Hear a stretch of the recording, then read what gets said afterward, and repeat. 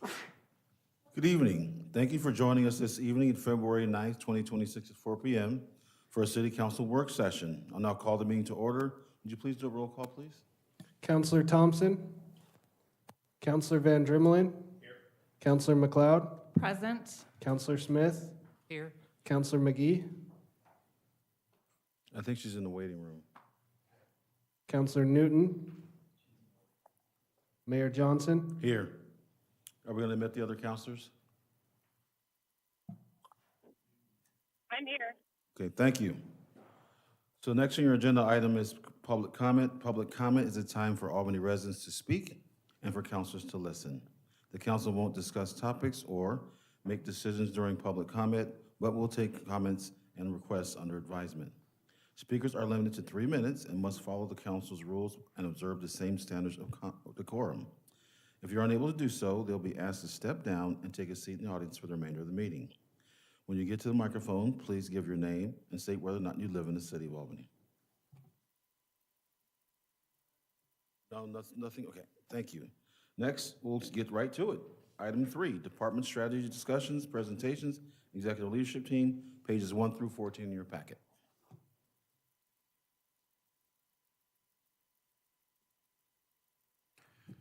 Good evening, Mayor and councilors. So this evening, and then Wednesday evening coming up, you'll hear a series of presentations from department directors. Each will highlight the primary functions of their departments, recent accomplishments, emerging trends, and the way ahead. The city's strength lies not only in the services it provides, but in the way those services are delivered, thoughtfully, collaboratively, and with a shared commitment to the community we serve.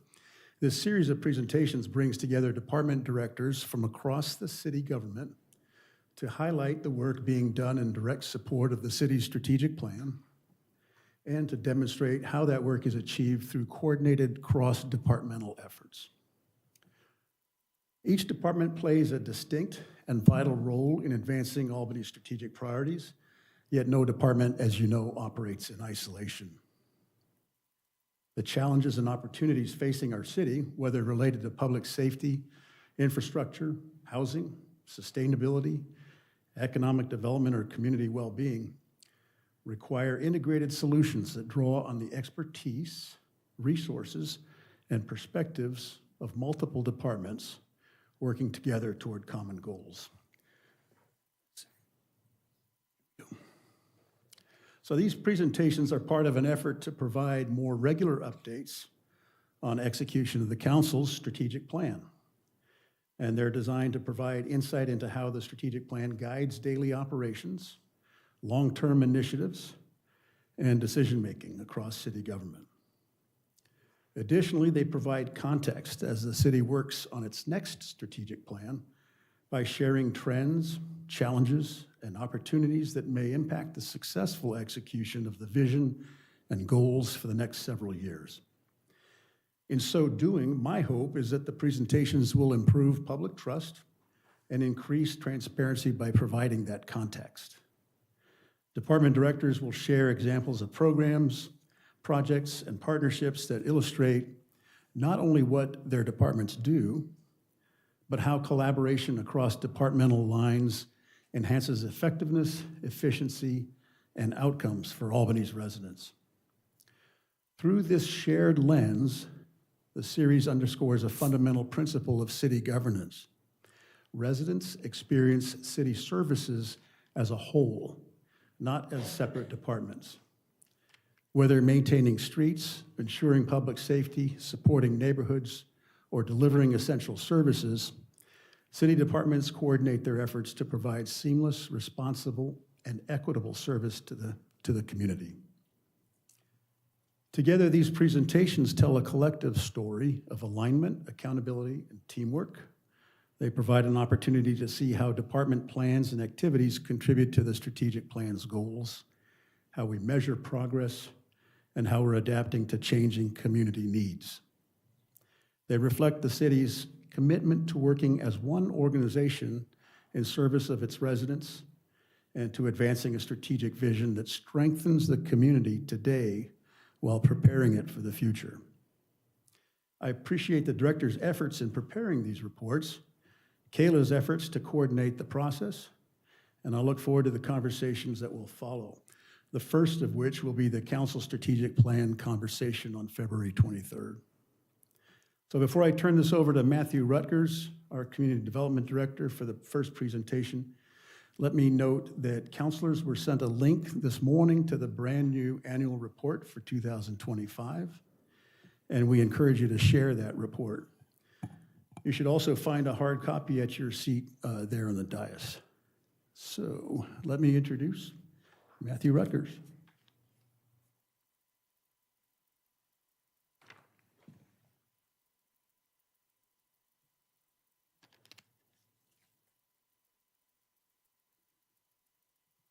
Good afternoon, Mayor and Councilors. So as Peter indicated, I'm Matthew Rutgers. I'm your Community Development Director.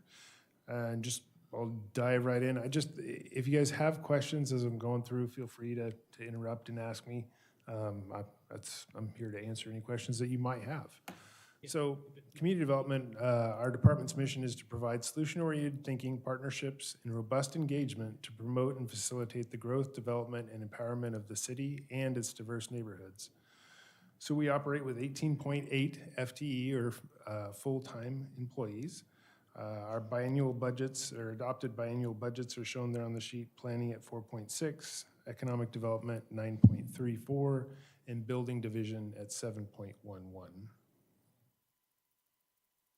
So our primary functions include basically three major divisions within our department: current and long-range planning, economic development, and building permitting and inspection.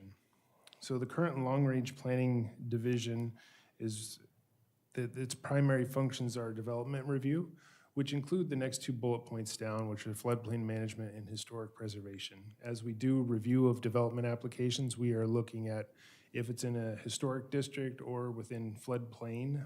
Within the floodplain, we are also reviewing those, as well as any other natural resources that might be impacted by that development.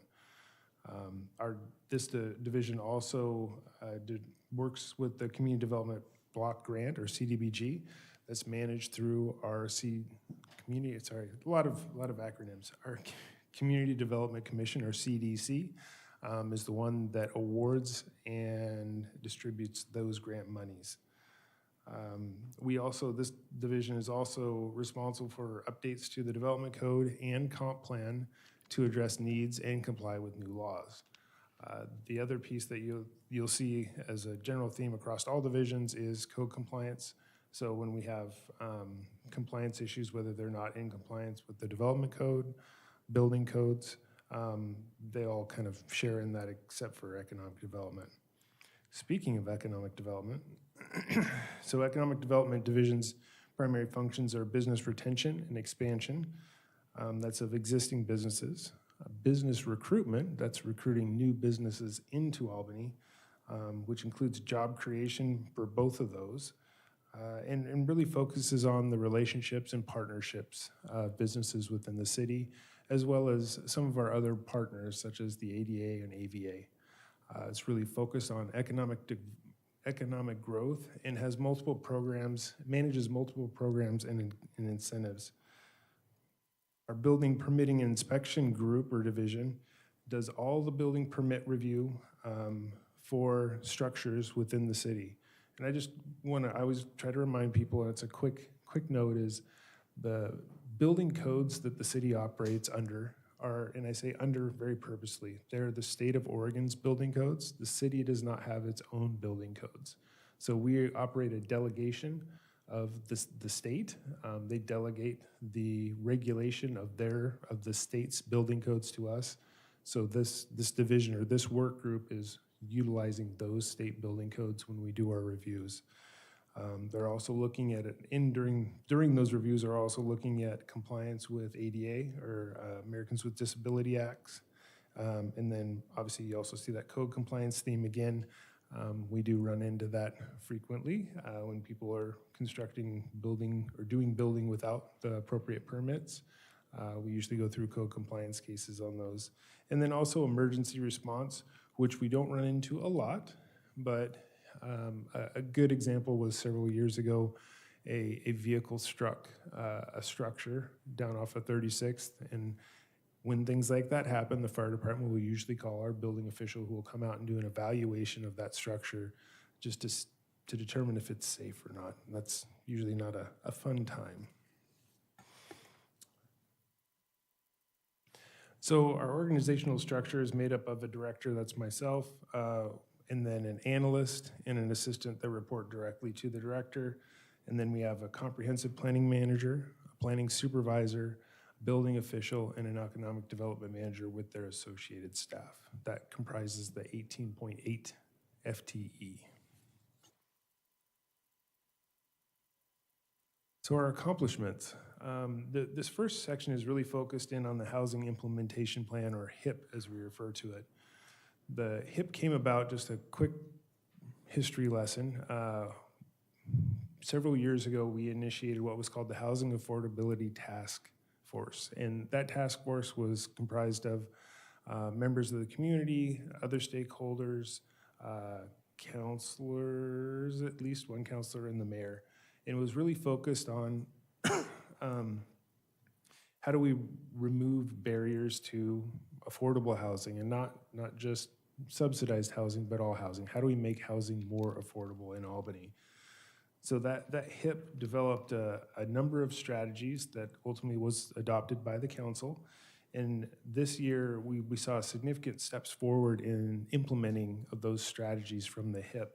A couple quick highlights were development code amendments that removed barriers to needed housing. Things like scaled lot sizes based on home sizes, which really allowed builders to be able to reduce their home size by putting it on a smaller lot. Because before, our lot sizes were of a minimum size of, say, 5,000 square feet. Well, it was not economical for them to build a small or tiny home on a 5,000 square foot lot because of the cost of the land itself and what it takes to bring that land to market.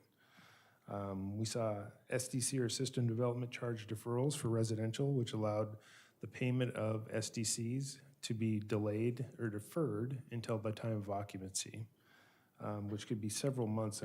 And as you probably are aware, the system development charges can be fairly expensive. So being able to delay or defer that cost to occupancy allows the builder to not have to basically carry the interest of that with their loan.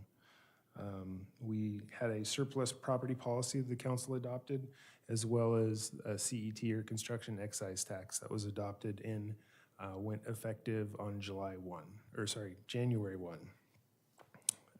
Another item in the HIP, but was something that's been worked on for several years by our economic development group, was the MUPTI, or multi-unit property tax exemption, which council just recently adopted. We also maintained our Class 5 rating system in the community rating system. It's kind of a mouthful, but CRS for short. And what that does is it provides a 25% reduction on flood insurance for people that are required to carry it. And that's a cost savings of about $60,000 for those residents across the board. We also adopted the climate-friendly areas, or CFAs, and walkable design standards. And we reinitiated the Historic Preservation Quarterly Newsletter, the Preservation Post, which I personally was very excited to see come out. I know there's a lot of folks in the historic districts and beyond that were excited to see that out. We advertise, local events that are occurring, that whether it be in the historic districts or involving historic preservation events, classes, things like that.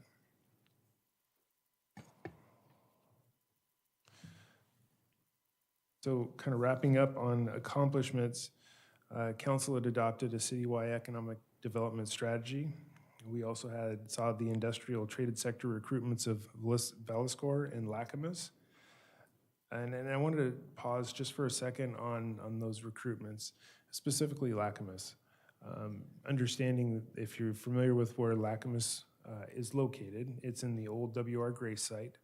And just how significant that recruitment was for our team to be able to recruit an industrial user to go into that site with those exact needs, the W.R. Grace was a very specific built site.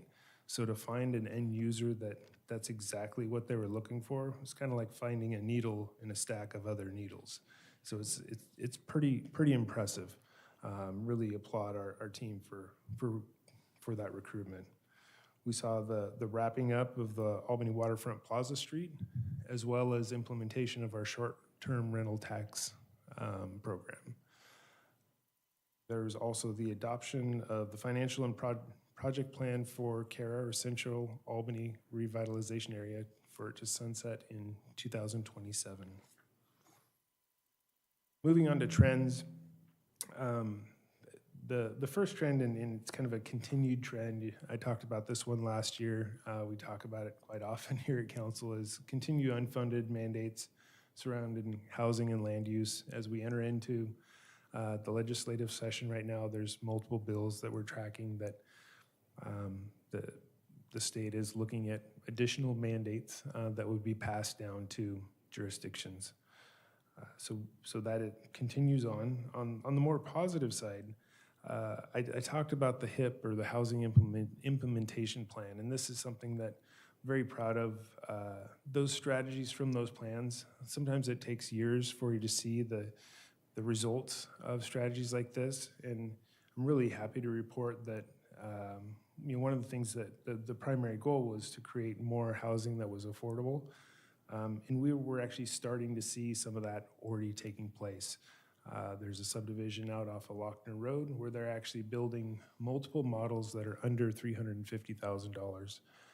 And that's pretty unheard of. And they're getting ready to roll out some 600 and 800 square foot single family home models, which is also very, very impressive. And that was made possible through development code amendments from the HIP. So that's pretty exciting. We also saw potential for planned growth in East Albany, east of Interstate 5, through the annexation that I believe will be coming to this council in a couple of weeks, as well as a lot of interest in development on the east side that is following our adoption, or the council's adoption, of the East Albany Plan in 2023. So we're seeing a lot of these things kind of take effect.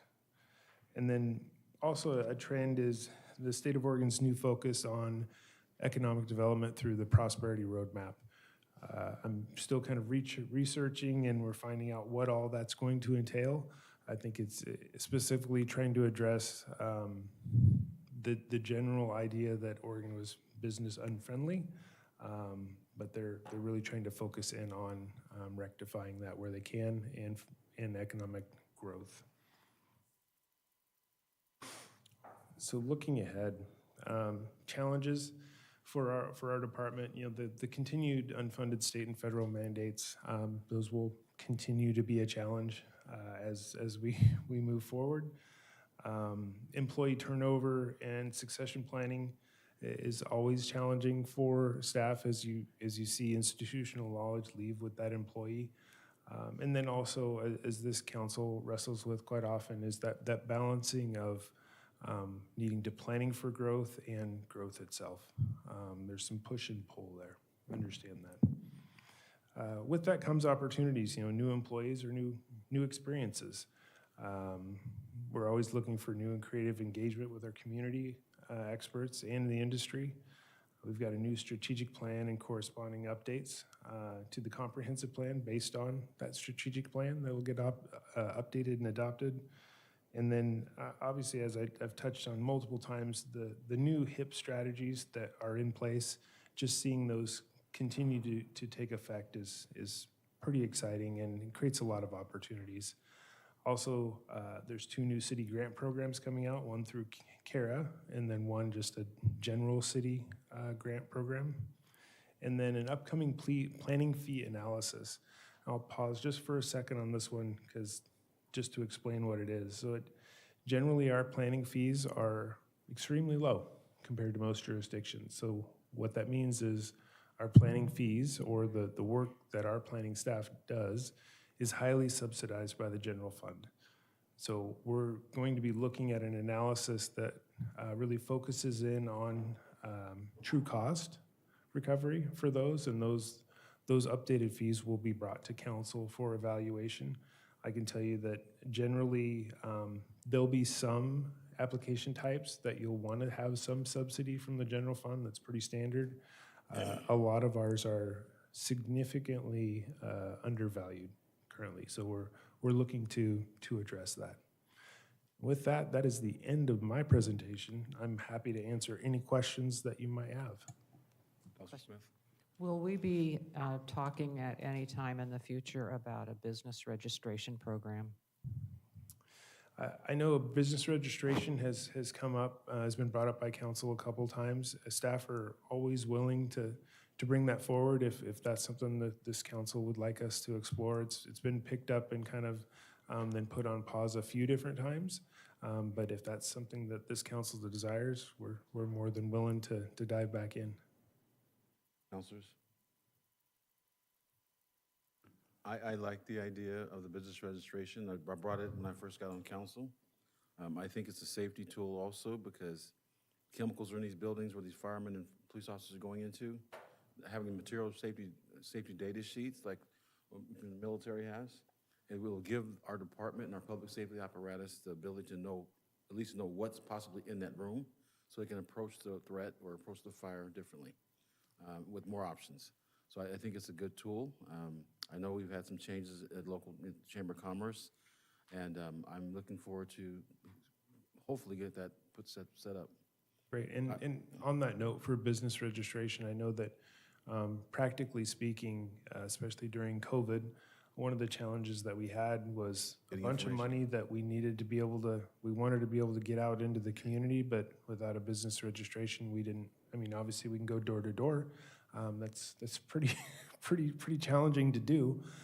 The other advantage to a business registration is kind of that first touch with people that are coming in, getting ready to start to do business, making sure they have all the right permits, land use applications in place, because it's really tough or difficult conversations when they've started down a path and it's either not possible or they've gotten so far down that they have to kind of take things back apart because they didn't get the appropriate permits. So we can absolutely look at that. Councilor McGee, Councilor Newton, you have anything? No, I'm excited about what's happening in East Albany. I'm good to see it come to fruition. Thank you. Yep, nothing right now, but might later. Okay, thank you. Thank you. Thank you, Director.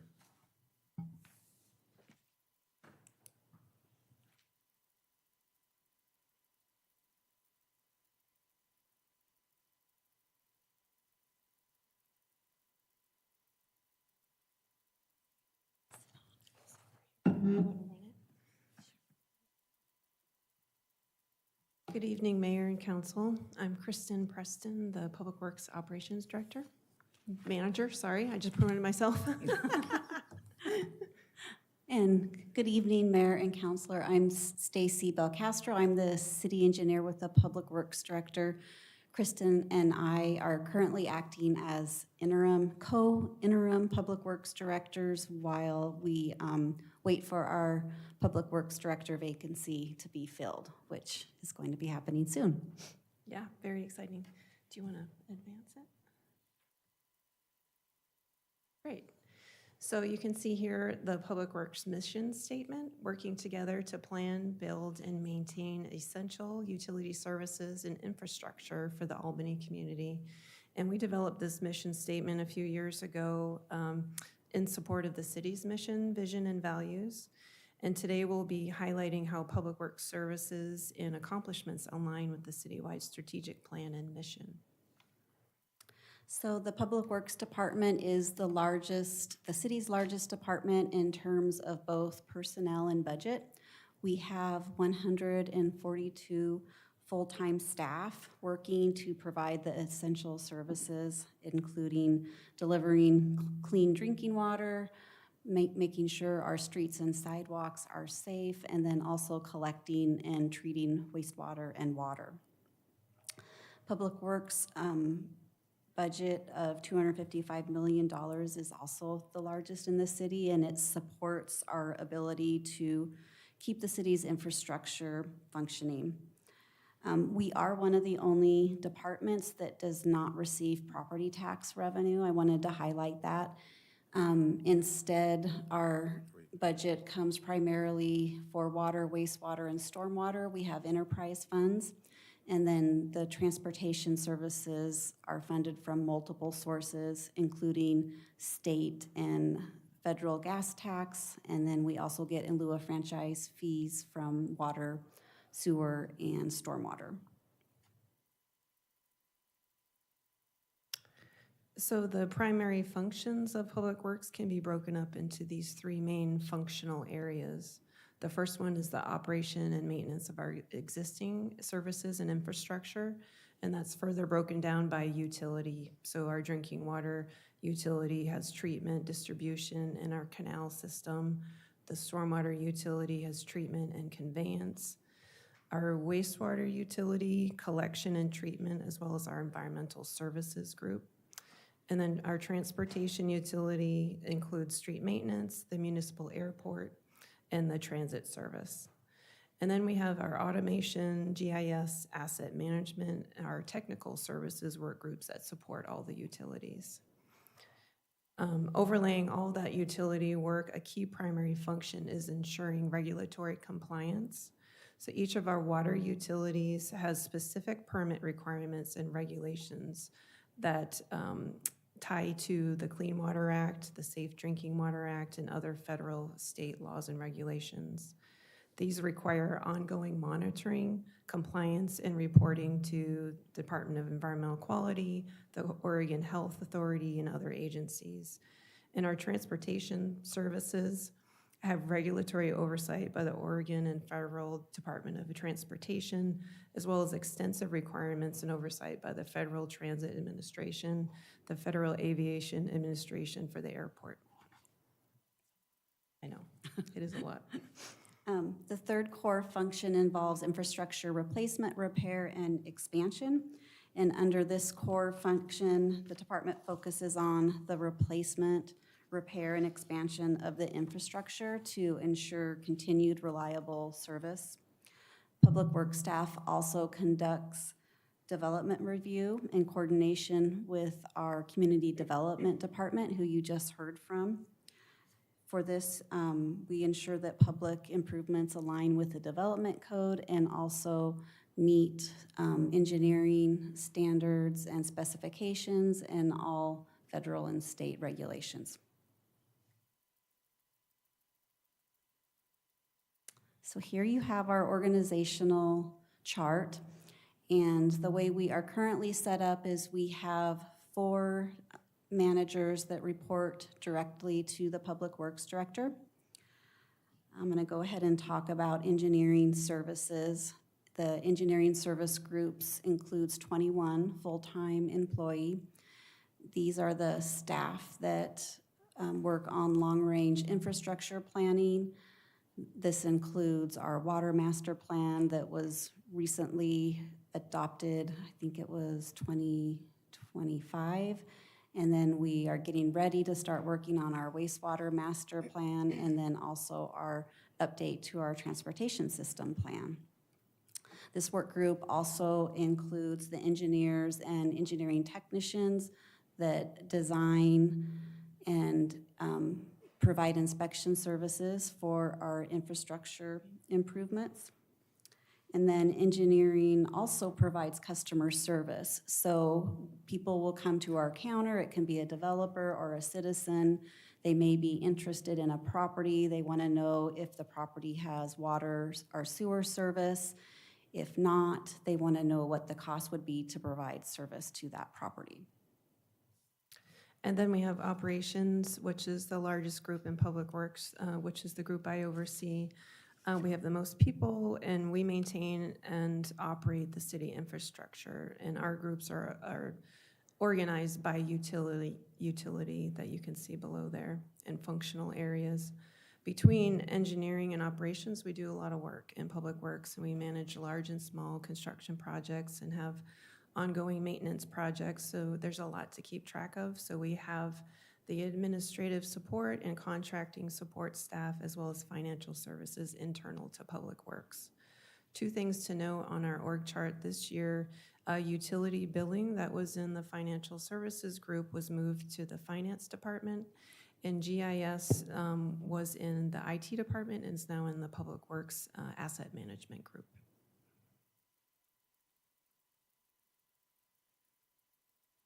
Next, we're going to talk about some accomplishments, and I'm going to start with the regulatory accomplishments.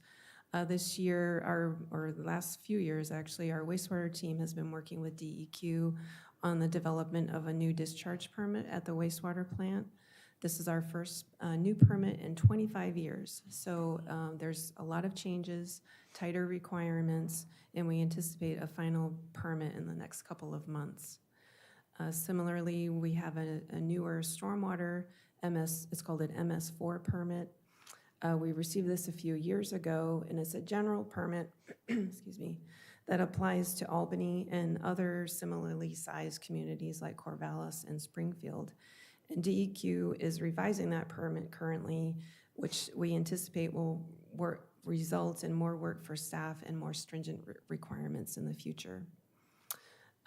To meet these regulatory requirements and other demands, we need to be innovative. So that's our next area of focus. And you all know about the shrub hub and greenhouse. This was an idea from staff to grow our own native plants for stormwater planters and vegetated facilities for education and outreach efforts. And there's a potential to sell the plants to our partners who are doing restoration work. And there's also a potential to maybe expand our efforts to include growing our own street trees or plants for the Parks Department. The next innovative idea, this says automatic meter reading conversion, but it's actually called advanced meter infrastructure. There's a difference, I have found out. So the AMR that's listed here is one-way communication where you have to be present to read the meters. What we're having is AMI, which is two-way communication, so you don't have to be there. Information is over the radio. And that will give us more timely, like almost instantaneous information to help address leaks sooner and just be more efficient. And the status of that is we have the radio antenna installed. We're waiting for FCC approval to start using it.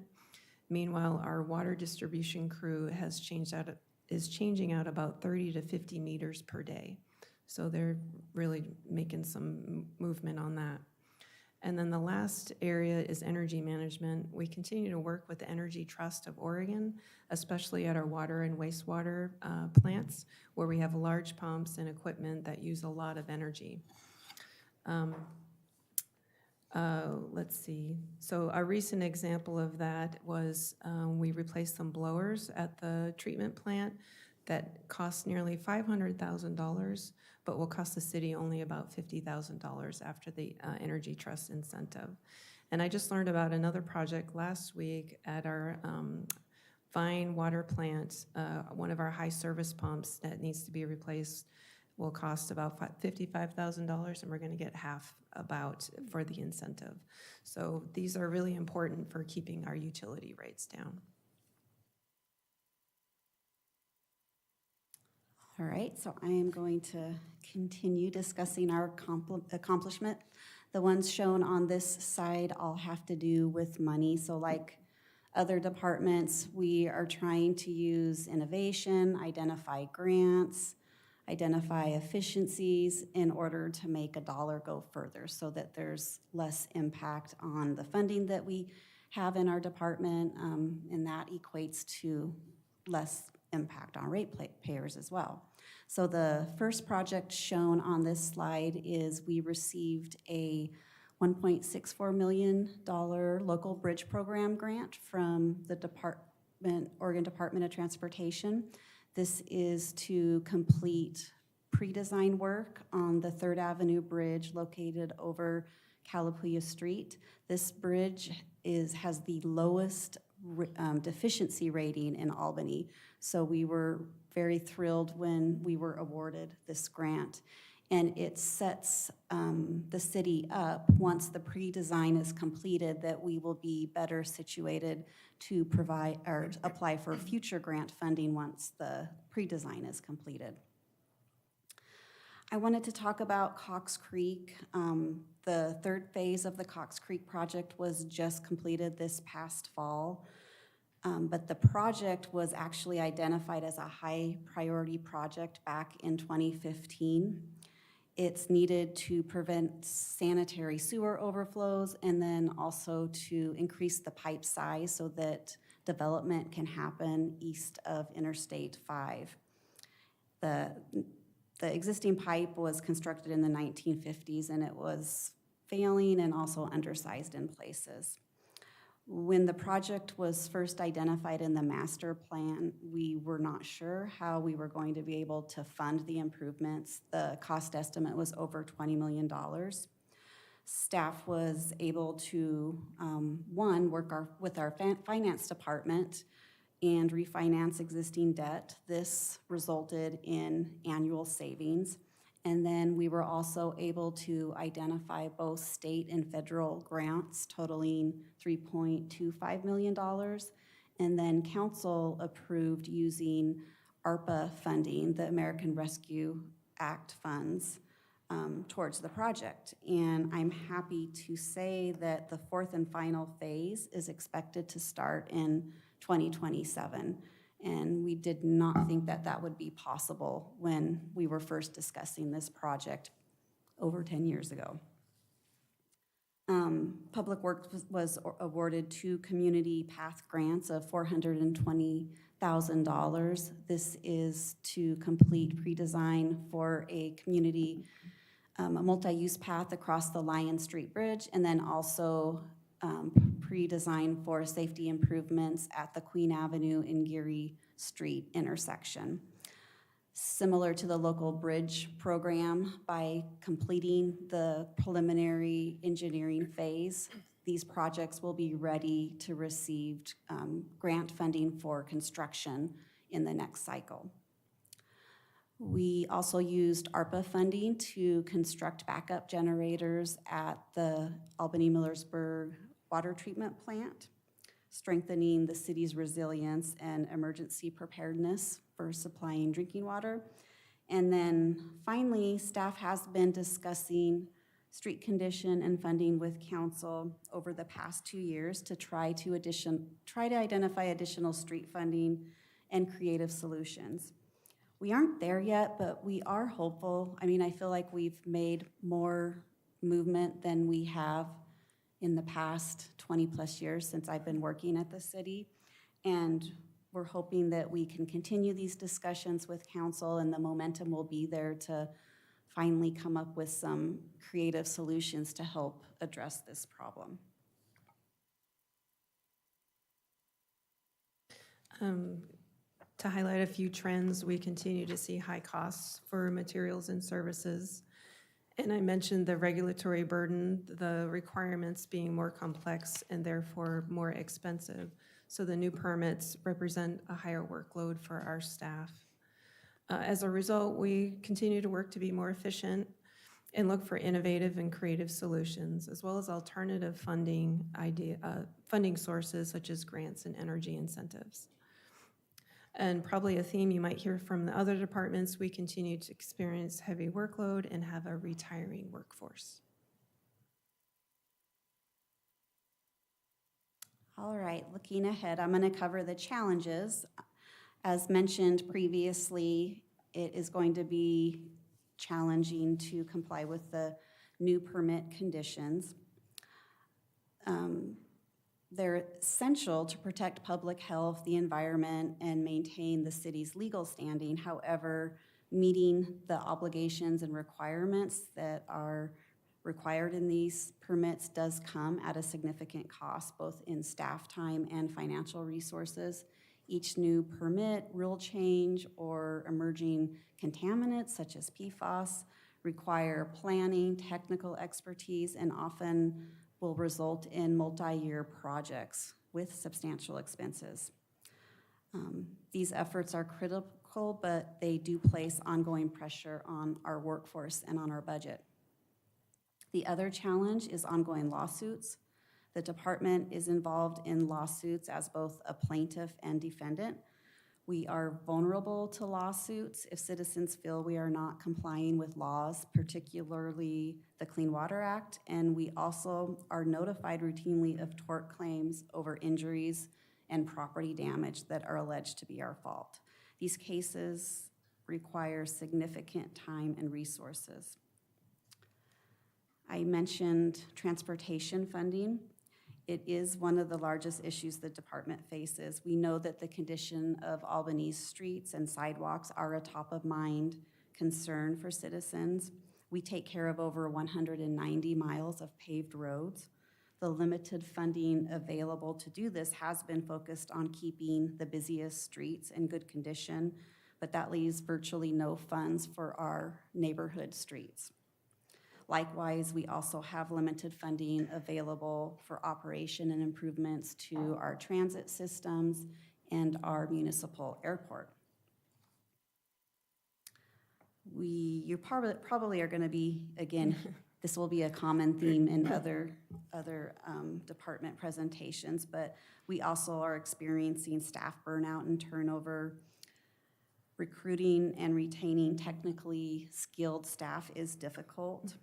And we also it makes it difficult to do succession planning for retirements, even when we know that they're coming. It's hard to replace that institutional knowledge. Now, looking ahead to opportunities, as you heard, we have a new director coming, so new leadership, new energy, which will be great. We have some planned expansion work for our composting facility and the shrub hub. Both are money-saving, revenue-generating projects with products that we can sell. And we have active projects to assess the airport and the Vine Street water treatment plant. And these assessments will help guide decision-making for the future for those city facilities. And then we continue to work on master plans for the transportation system and the wastewater system, which are routine planning projects, but exciting to have current comprehensive evaluations of our utilities to help set the direction for the next 20 years. We'd be happy to take any questions if you have them. Council, any questions? Councilman McLeod? Thank you. I do have a couple questions. My first is about transit system funding and expansion. Do we have any plans to expand the bus service or? We do not have current plans to expand the bus service. We expanded it in 2024, the Albany Transit System, and the loop was expanded, I think, in 22, I don't recall. But we did major expansion at that time and redid the whole Albany Transit System.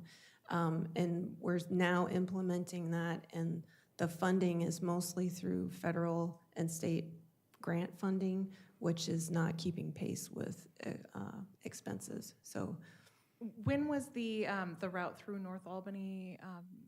In 2024. It was shortened, or? Yes, it used to go, I don't know exactly how far into North Albany, but there was a loop through North Albany, but now it stops at the Park and Ride. And is there any way we would in the future be able to run the bus service 7 days a week or later into the evenings?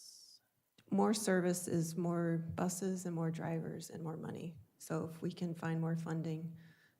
Do you know if there's a need for that, or has there been any community outreach about that?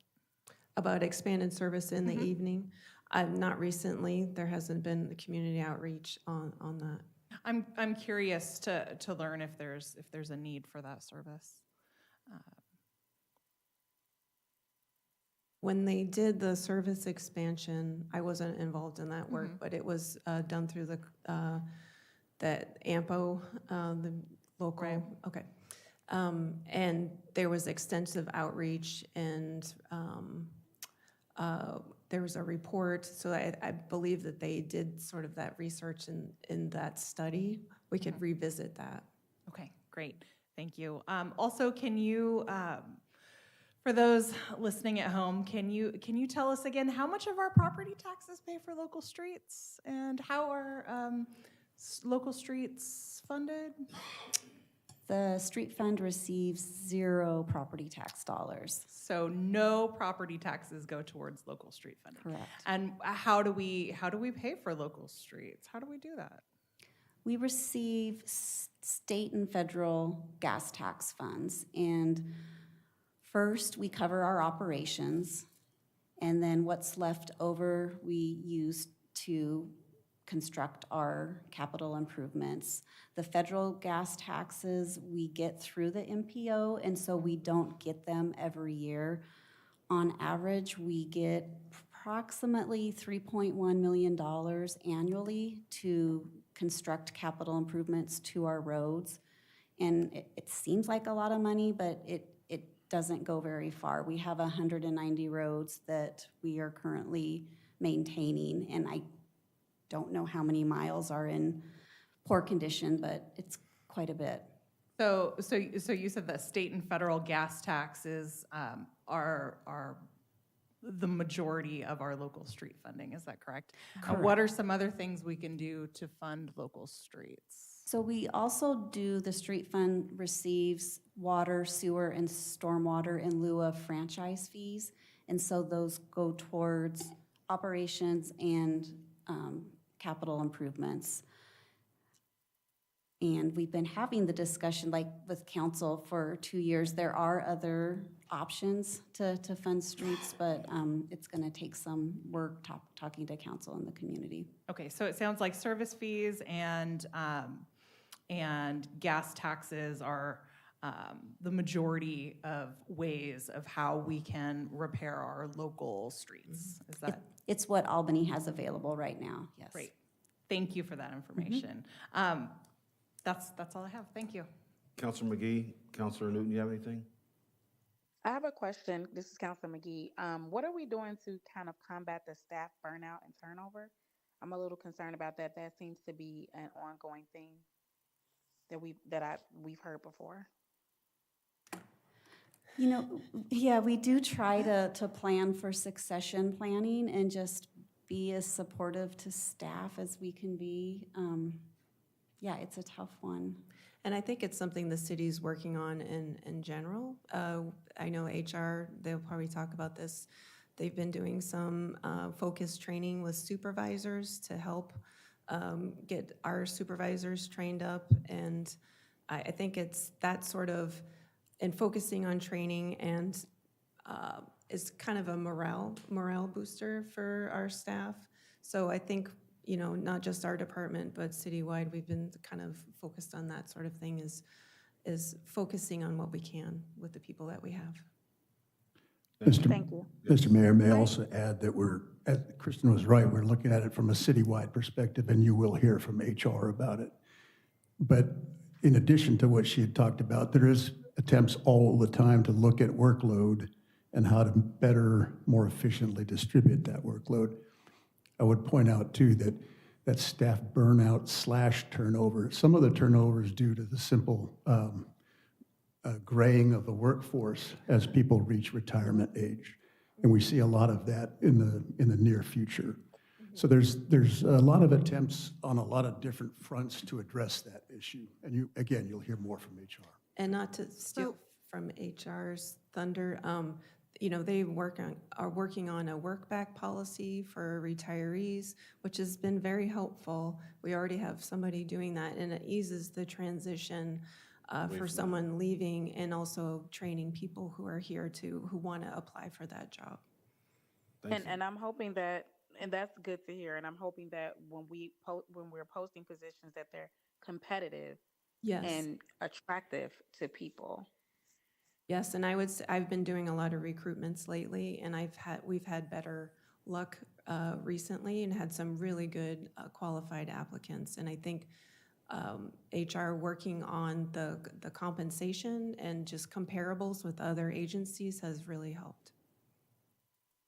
Val, that's your So last- just to kind of piggyback on that, this is actually something I had a question about as well. Because we lost our executive director, Chris Bailey, right? And she was planning on retiring. I'm just wondering if we've done like a postmortem, like to learn that she like left the city of Albany and ended up going and taking a lesser role, like with the city of Corvallis, like that is such a major blow because we lost a lot of that institutional knowledge. I'm just curious, is the job of the executive director for over over so much? Like this is such a large department. Is it too much? Are we looking at that? Are we doing kind of a postmortem work through on this? Yes, we are. Question for HR, but No, definitely Councilor something Newton, it is something that we're looking at, but as you know, we have a new Public Works Director coming on board in a couple of weeks. And so the effort to really tackle that is in suspension right now until the new director gets here. But that is something that, you asked if there's any kind of a postmortem done. HR does exit interviews with every employee that leaves. Obviously, some of that information is privileged, and they use that just to try to improve our processes. But an exit interview is done with every departing employee.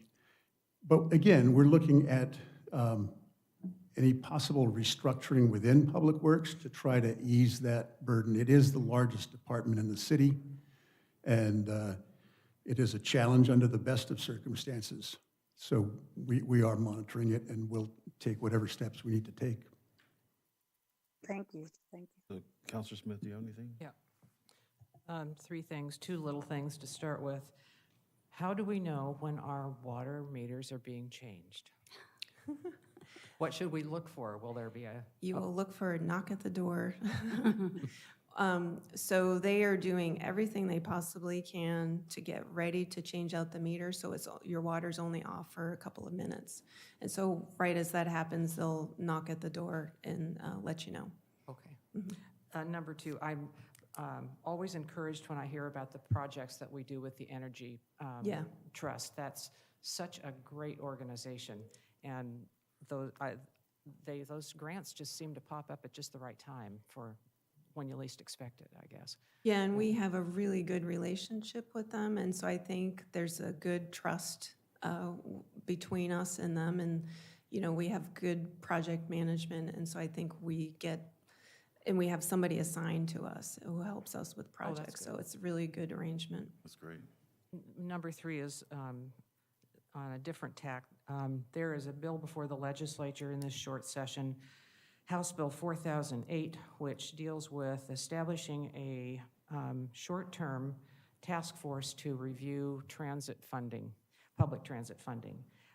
There is a hearing on that on Wednesday morning. I'm going to be speaking on behalf of the city and the Lynn County Transportation Advisory Committee that I'm an appointed member of. Our transit system is heavily dependent on state highway improvement funds, and we are eager to see that task force be funded. The list of potential membership on the task force is nearly 2 pages long in the bill. It's incredible. It's everybody who could ever, do you know what a bus looks like? Do you ride a bus? Do you need a bus? Do you, anyway, do you work on a bus? Lots and lots and lots of representation across the state. So it's encouraging that that is under consideration and that public transit is getting some kind of attention that way. We appreciate you testifying at that hearing. Oh, you're welcome. I'm on the League of Oregon Cities Transportation Policy Committee as well, so I'm the vice chair this year, and it's just, streets are my thing, so I'm happy to help. Councilor Van Dremlin? Councilor Thompson? I like the automated meter reading. When I worked at Trimble Navigation, they had the Nomad and the Ranger, and I worked with PG&E to connect a wand to those, and the guy would ride his moped down the street and then pick up the signals. But, you know, that's more manual than what we're talking Right. about, but I like to see that progression to a better use of technology, so I'm happy to hear about that. Cool. Thank Thank you, you. everyone.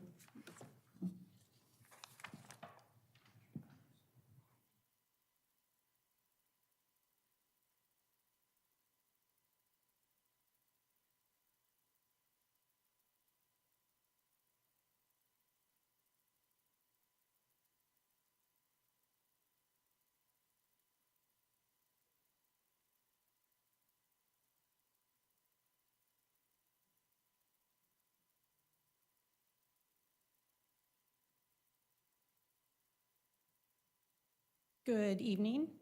Tonight, I am here to talk about finance, and we have grown a little bit, as Kristen mentioned earlier.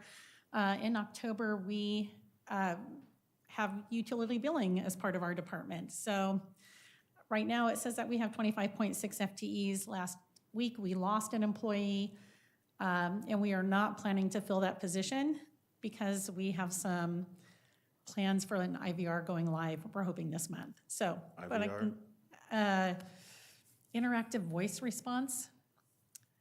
It's a way for people to pay over the phone without having to talk to someone directly.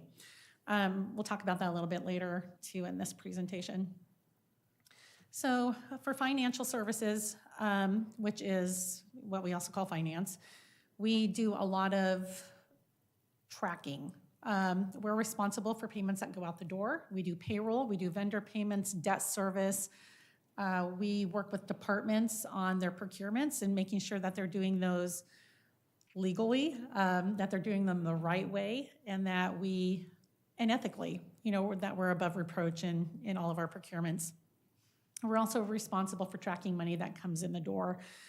Anything that comes in, we cashier it, and then we have all the documentation that backs up where that money came from, what department it should go to, and take care of anything money related.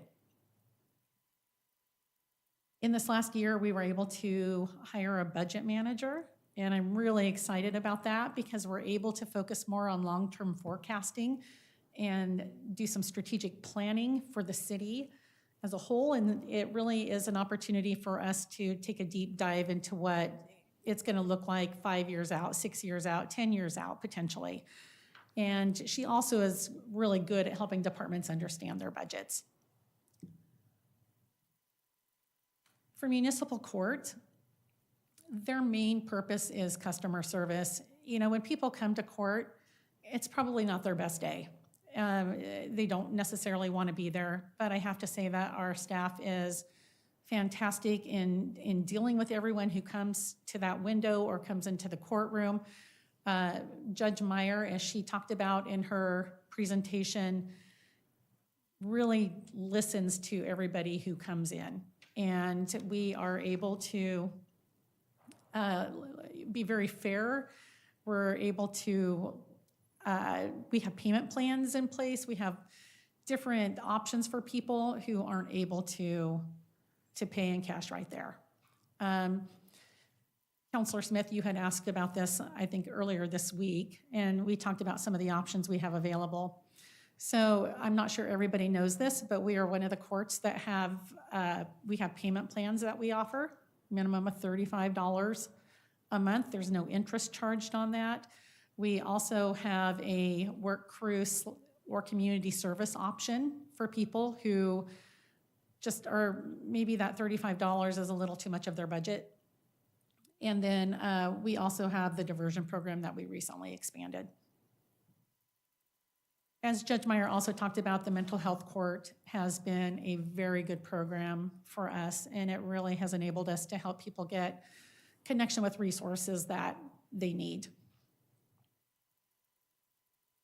With utility billing coming on, it's kind of been a steep learning curve for me because Patty and her crew know everything, and I am pretty new to utility billing, but I've very much welcomed this opportunity. They also handle customers who aren't always happy about things that are going on. If somebody has a water leak, they're going to come and talk to utility billing to try to find a solution for that. They track everything for water, sewer, stormwater, the city services fee. They do all the billing for that. We're currently moving from one software system to another one. I'm very happy that we are planning to finalize that transition this month. So fingers crossed everything goes well. We will be moving from Springbrook to Util 360 and be only in one system. That's been a goal of ours since I inherited utility billing, and I know it's also one that that Patty, the customer service supervisor, has also wanted to do.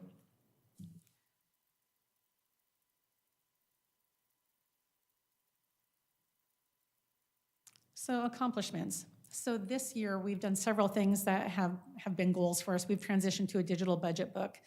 If you go out to the city's website, we are on ClearGov. You can go out and it gives you some different ways of looking at the information rather than just a big binder. We're also going to be moving our ACFR, the Annual Comprehensive Financial Report, to ClearGov. That's our goal to do for our 25 financials. We completed the banking conversion. We moved from US Bank to Wells Fargo, and also from Bank of America for our purchasing cards to Wells Fargo. And we had very good partners at Wells Fargo who had made that transition pretty smoothly for us. We did do that too with losing staff. So the person who was primarily in charge of that program left, and we were able to step in and take over and get everything done with minimal disruption to other departments. We've also really been focusing on transparency and doing more regular reporting, and then also having information available on our website for our citizens to go look at. The photo enforcement program, we went from having one camera that was a red light camera, and we have transitioned into 4 cameras that are both speed and red light. And we just hit the first year of that, of Queen and Gary being the speed camera also. And another thing that we're proud of is we've enhanced the utility billing low-income assistance program. We've made it easier for people to qualify for low-income assistance by providing information like a SNAP, their SNAP's benefits, or an OHP benefits letter. And we have that available on the website as an example for people to see, and they can apply for assistance that way rather than having to bring in all of their pay stubs and everything else that they used to have to do. So some different trends. Property tax reform, as I'm pretty sure you all know, has been an issue for Oregon cities. It is really difficult to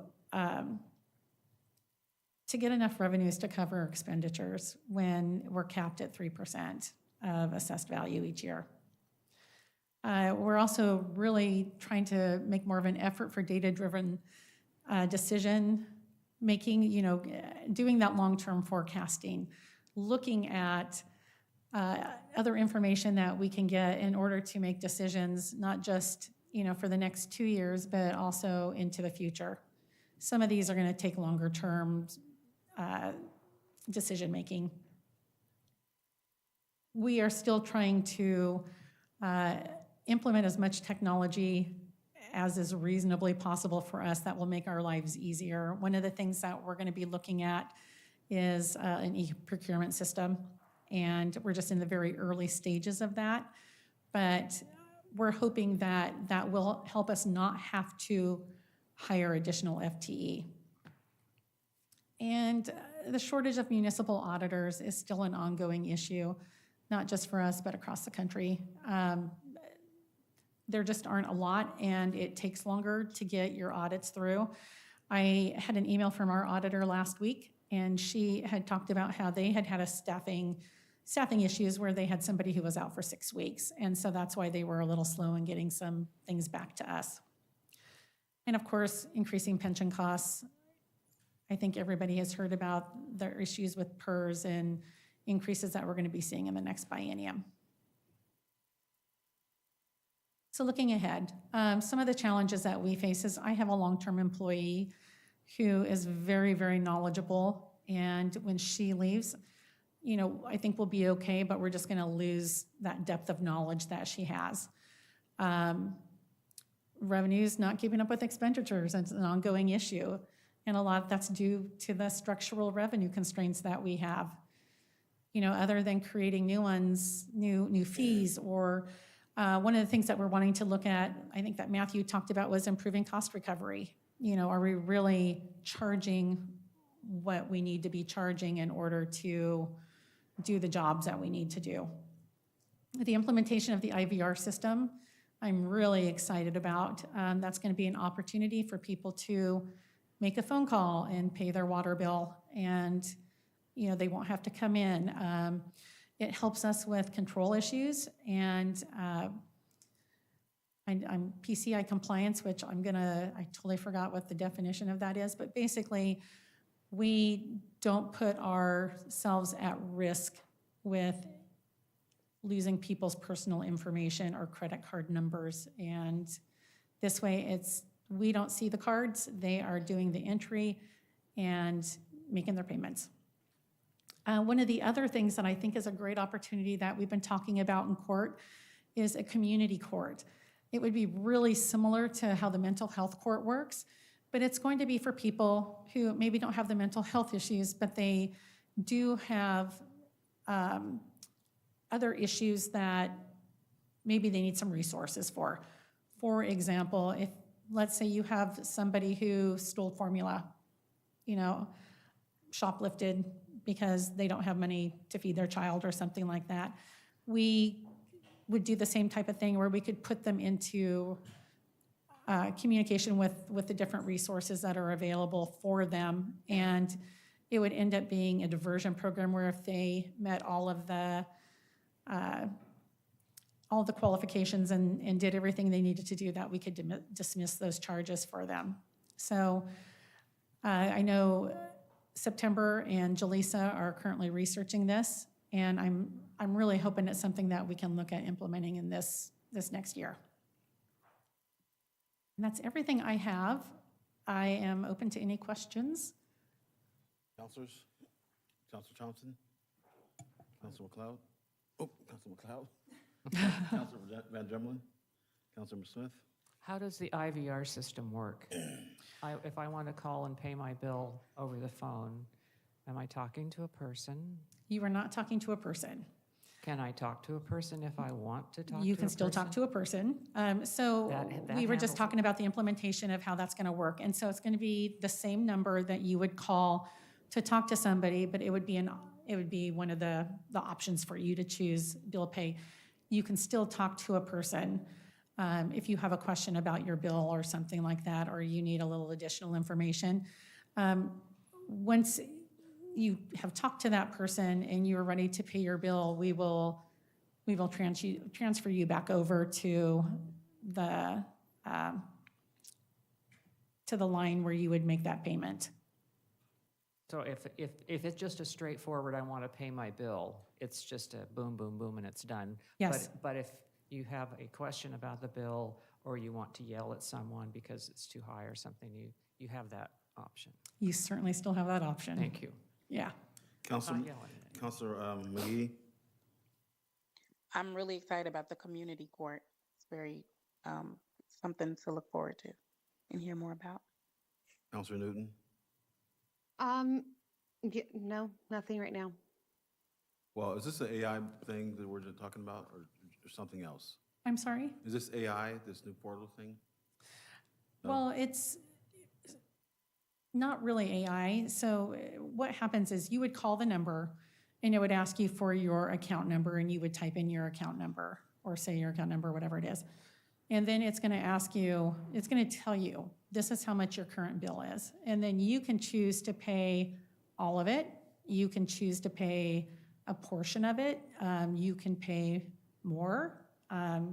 So you can choose how much you want to pay on that bill. And then you would enter your credit card number and go through that process, and then it will let you know. It gives you a really, really long confirmation number. Oh, really? So if you do pay that way and you want to write that in the confirmation number, you're probably going to need something this wide just to get it because it's long. We're trying to figure out if we can shorten that, but not necessarily our call. I asked, thank you for that. I asked because when I was scheduling my flights to Southern California on Priceline, would you like to talk to me? And I put yes, and the penny came on and talked to me. I scheduled all my flights, 5 minutes, done. Yeah. So yeah, that's what I was asking about that. Thank you. I don't have any more questions. Thank you.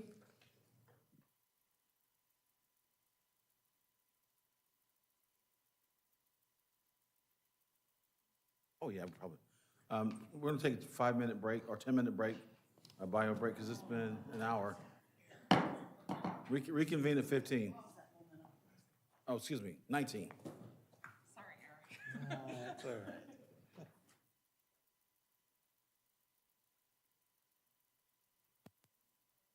I knew it was gonna be a longer meeting.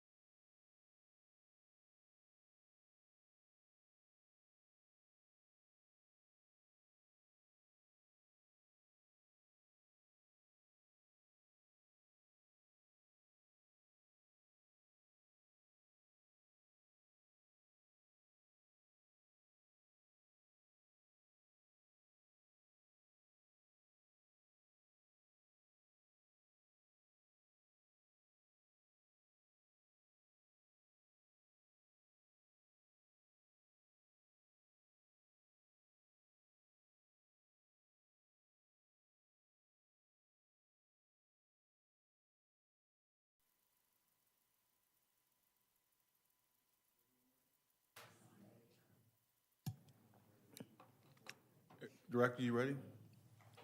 I'll go ahead and reconvene the meeting at 5:18. All right, thank you. Eric Aganoy, Library Director. We'll get going.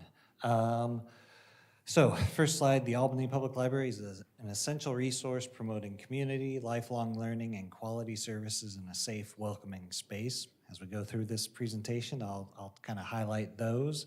FTE 19.05, it's a very small person, the 0.05 is. And but one metric that the state keeps is the number of FTE per 1,000 residents in your service area. So ours comes out to about 0.35, and the state average is right around 0.5. So we're under that. We're getting by with what we have. Vision and mission, I won't. I'll just kind of let you enjoy those. I like our vision and mission quite a lot. I'm really proud of this, of how our staff connects to it on a regular basis. Values is another fun one here.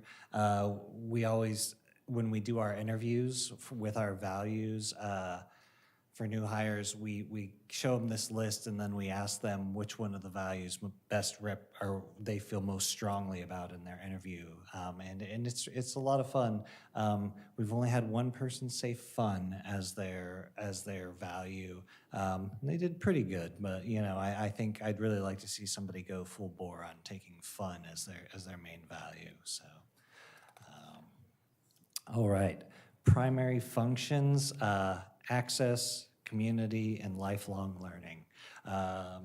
Access, we remove barriers in order to provide resources and services to the community widely and equitably. One great example of this is the mobile hotspots program that we have at the library. We lend mobile hotspots for folks that don't have home internet access or or slow internet access. So that's been a really popular program. They're on hold all the time, and it's a great service for us to be able to provide. Community, we are a vital community center fostering residents' sense of belonging and connection. A great example of that is if you've been in the main library recently, in the garden room, we have the community clothesline. And so what it is people who've knitted or winter hats, gloves, things like that, and they don't have to be knitted. You could buy them at the store as well. And then you hang them up, and then if people need those, they can take some. And it's been a really wonderful project. We thought we just gonna have one line. We actually had to expand it to 2 lines. And I think that just it's a really neat community little service that we've had, and it's been really well received. So I have a question. So if we just drop off stuff?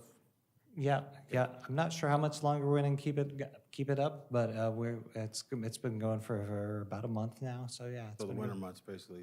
Okay. Yeah. Thank you. Org chart, it's always so much fun.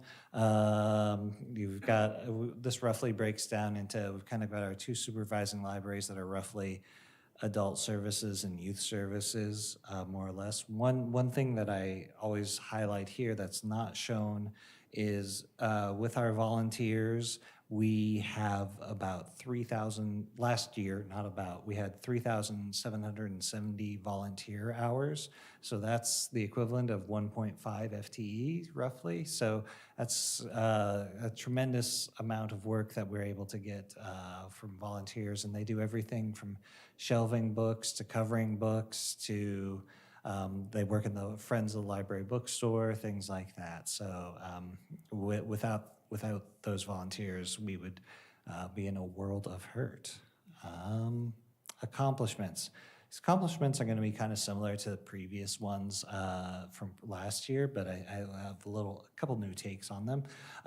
We're in our 2nd year of the Library of Things. It continues to be extremely successful and pressure washer and the metal detector continue to be our most popular items, but the cooking items have really picked up as well. And what we've really tried to do this year is connect those Library of Things to our library programming.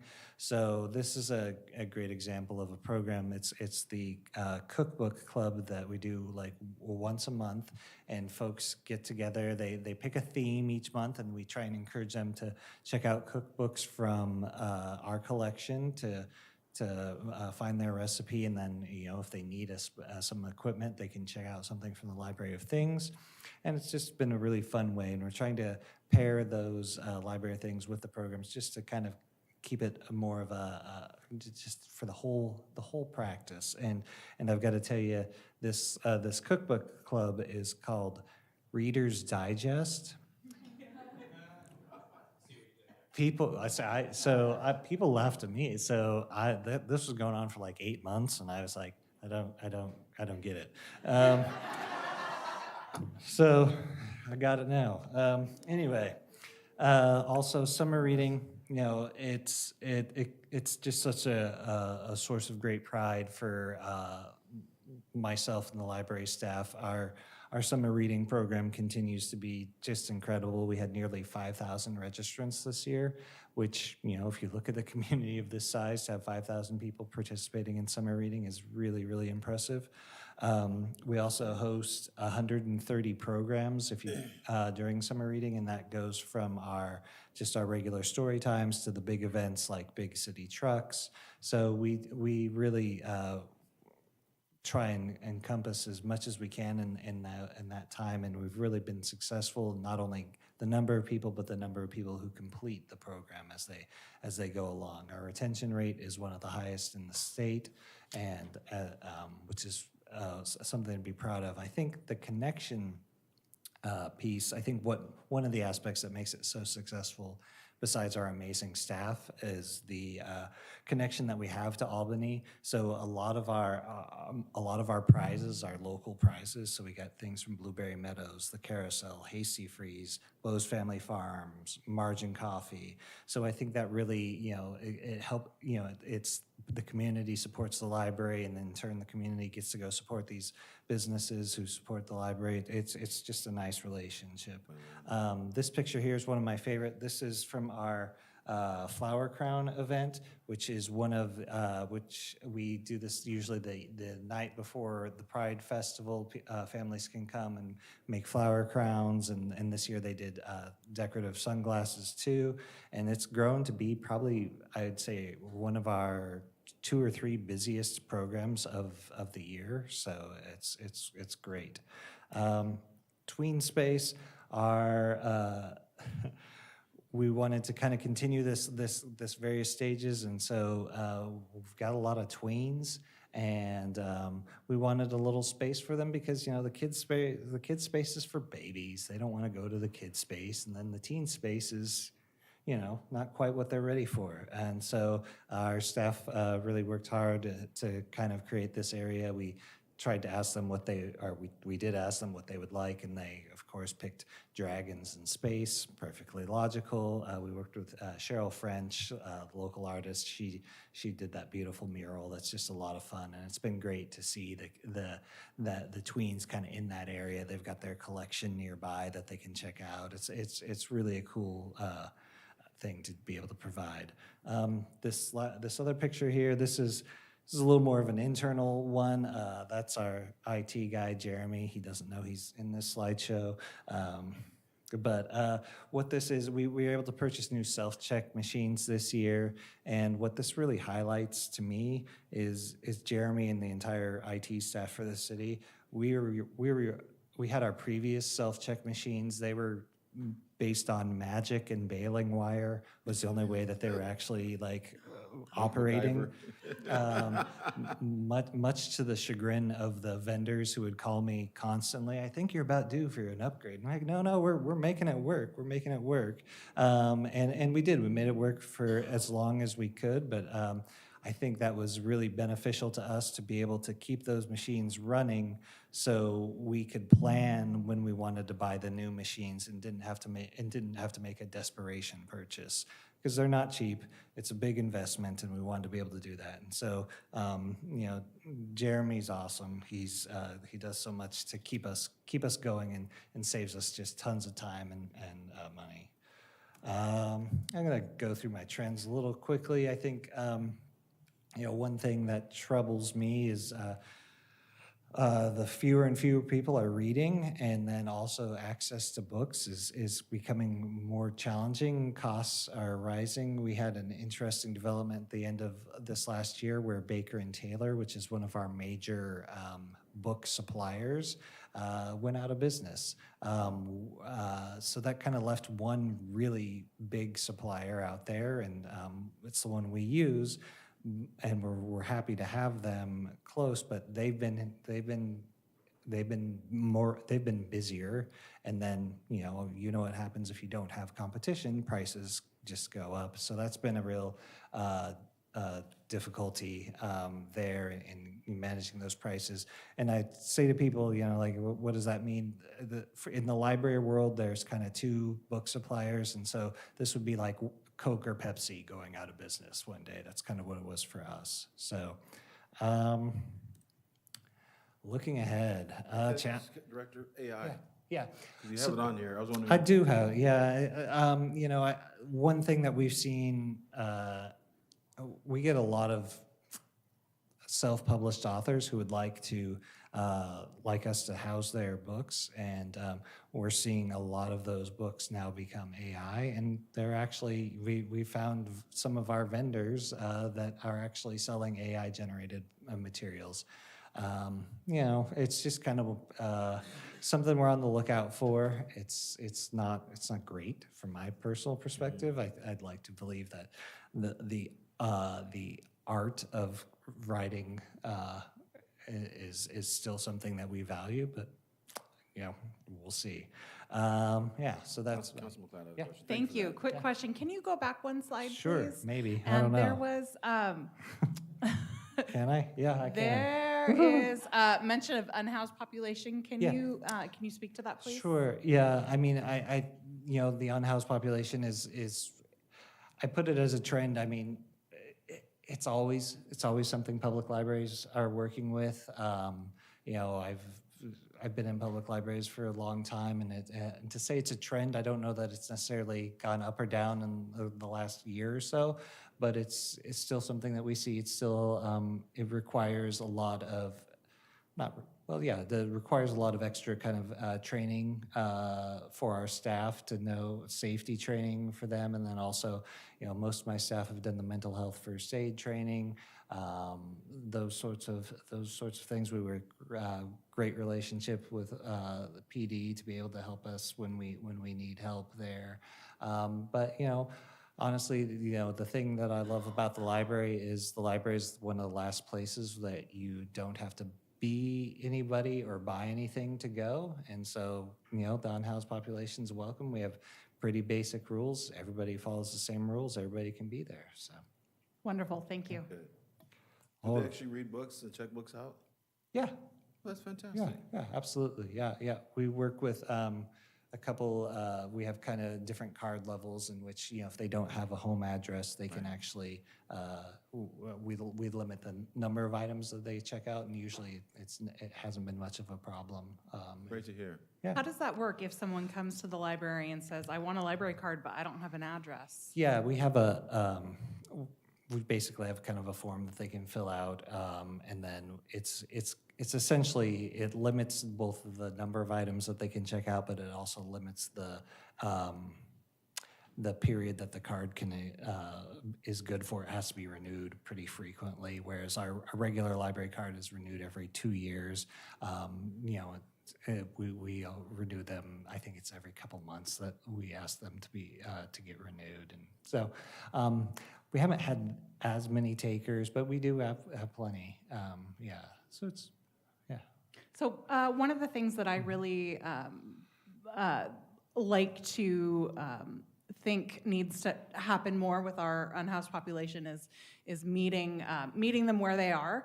So my question then would be, when someone comes in and says, I don't have an address, I want a library card, do you offer them any other types of services or resources or recommendations when that happens? Sure. Do you meet them where they are in that moment? Absolutely. Our staff has developed a really great community service list of all the different material, all the different places, organizations. I'll reach out frequently to the Creating Housing Coalition. They have their other outreach aspect. COAT, thank you, yes. I'll reach out to COAT quite frequently if we have folks who maybe need new clothes, something like that. So yeah, we work with all those community organizations. We'll always offer folks, if without prying into their lives, but we want to, if there's an opportunity for help, we try and get them some help. So Wonderful, thank you. Councilor McGee and Councilor Newton have anything? I don't have anything, thank you. Councilor Smith? Just a small point, but it's a big one for me. I always like to remind people that artificial intelligence, the first word of that is artificial.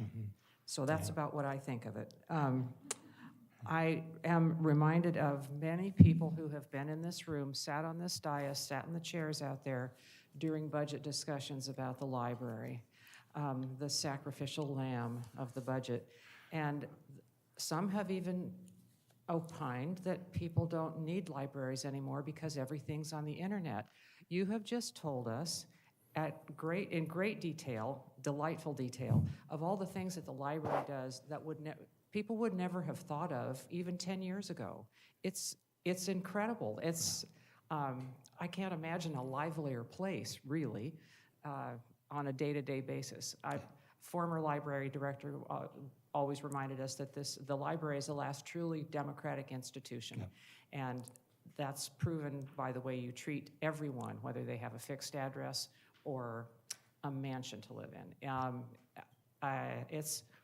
Thank you for doing a great job and services that are underappreciated by those who don't know. Councilor Van Dremelen?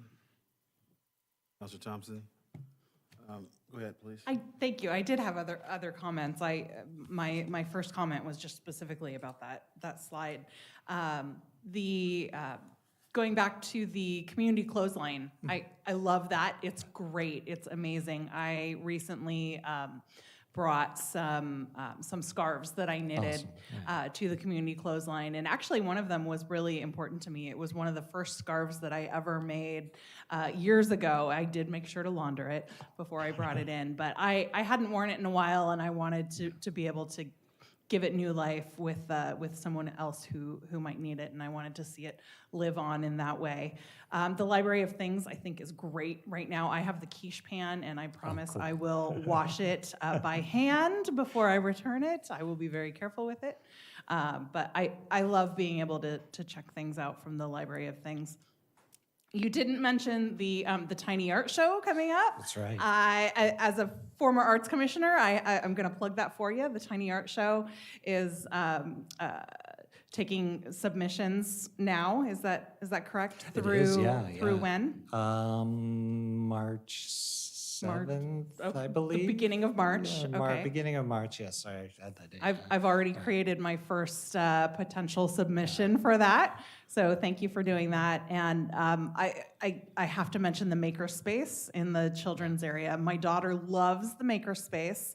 She, in fact, will tell me that she wants to go to the library to go to the makerspace. Because it has such amazing arts and crafts supplies that we just don't have at home. So thank you for making that available. Yeah, you bet. Thank you, Director. Thanks. Yeah, thank you. I do want to mention March 7th, Library Uncorked, the fundraiser, and I've been informed that we have received a donation from the world champion Seattle Seahawks. We have a autographed football with all the members of the team that will be up for the silent auction. So That's if you're a fantastic. fan. I'm a 49ers fan. I'll never spend a dime on it. I don't like them either. Thank you. That's wonderful. Who's the next department head? PNR.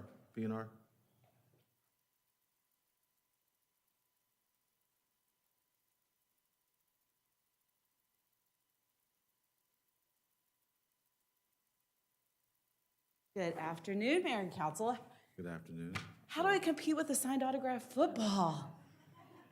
Thanks, Aaron. All the cool events you do. I was going to say, he said the fun folks don't apply to them. Obviously, they come to us. So, hello, Kim Ledane, Parks and Recreation. And before we get going, I want to point out and introduce Tommy Reeder, who will be a face that you'll be seeing up here and around quite often, as he is our new Parks and Open Space Manager. And so, thank you, Tommy, for being here, and you'll get to hear about him a little bit later on. So, once again, Mayor and Council, thank you very much for this opportunity to chat a little bit. Parks and Recreation, what do? We promote healthy living through our recreational experiences and serve as stewards of Albany's public parks and facilities. Our FTE has grown thanks to this group over the last year as we were able to add 2 FTE. So total between facility maintenance and park maintenance and recreation, we are at 27.8. Broke it down for our budget. We have $32 million Parks and Recreation budget. This includes our contingencies, reserve, CIP, system development charges. Operationally, we run at about $10.5 million annually. And then our facility maintenance crew runs at $2.5 million. Primary functions, so we're separated into parks, recreation, and facility maintenance. We maintain 32 parks, 5 trail systems, 11 sports courts, 12 sports fields, an outdoor fitness park, 26 playgrounds, 1 dog park, 3 boat launches, and a partridge and a pear tree. We also provide urban forestry services for the entire city. So there are about a little over 18,000 trees in our current canopy inventory. This doesn't include all of our parks trees, but just the ones that are of note, like Oregon white oaks or emerald, ash, because we need to be on the lookout for the emerald ash borer. 209 trees were planted in this past season that just wrapped up. 90 of those trees were replacements, some of which you'll see in our downtown area, as well as 119 that were subdivision trees. Our crew waters 699 trees this past year. And we take a lot of pride in being a Tree City USA. We just received our award for the 32nd year, and you'll be hearing a little bit more about us as we get closer to Arbor Day. Community beautification is also something that we do, so planting, signage, our beautiful hanging baskets out there. Hopefully a lot of the things that you see in our community and say, wow, we live in a beautiful place. I like to think that our staff and our team are partially responsible for that. On the recreation side, we do everything from youth to seniors, land and water programs, and everything on wheels. Major events like River Rhythms, Northwest Art and Air, and Fun in the Park.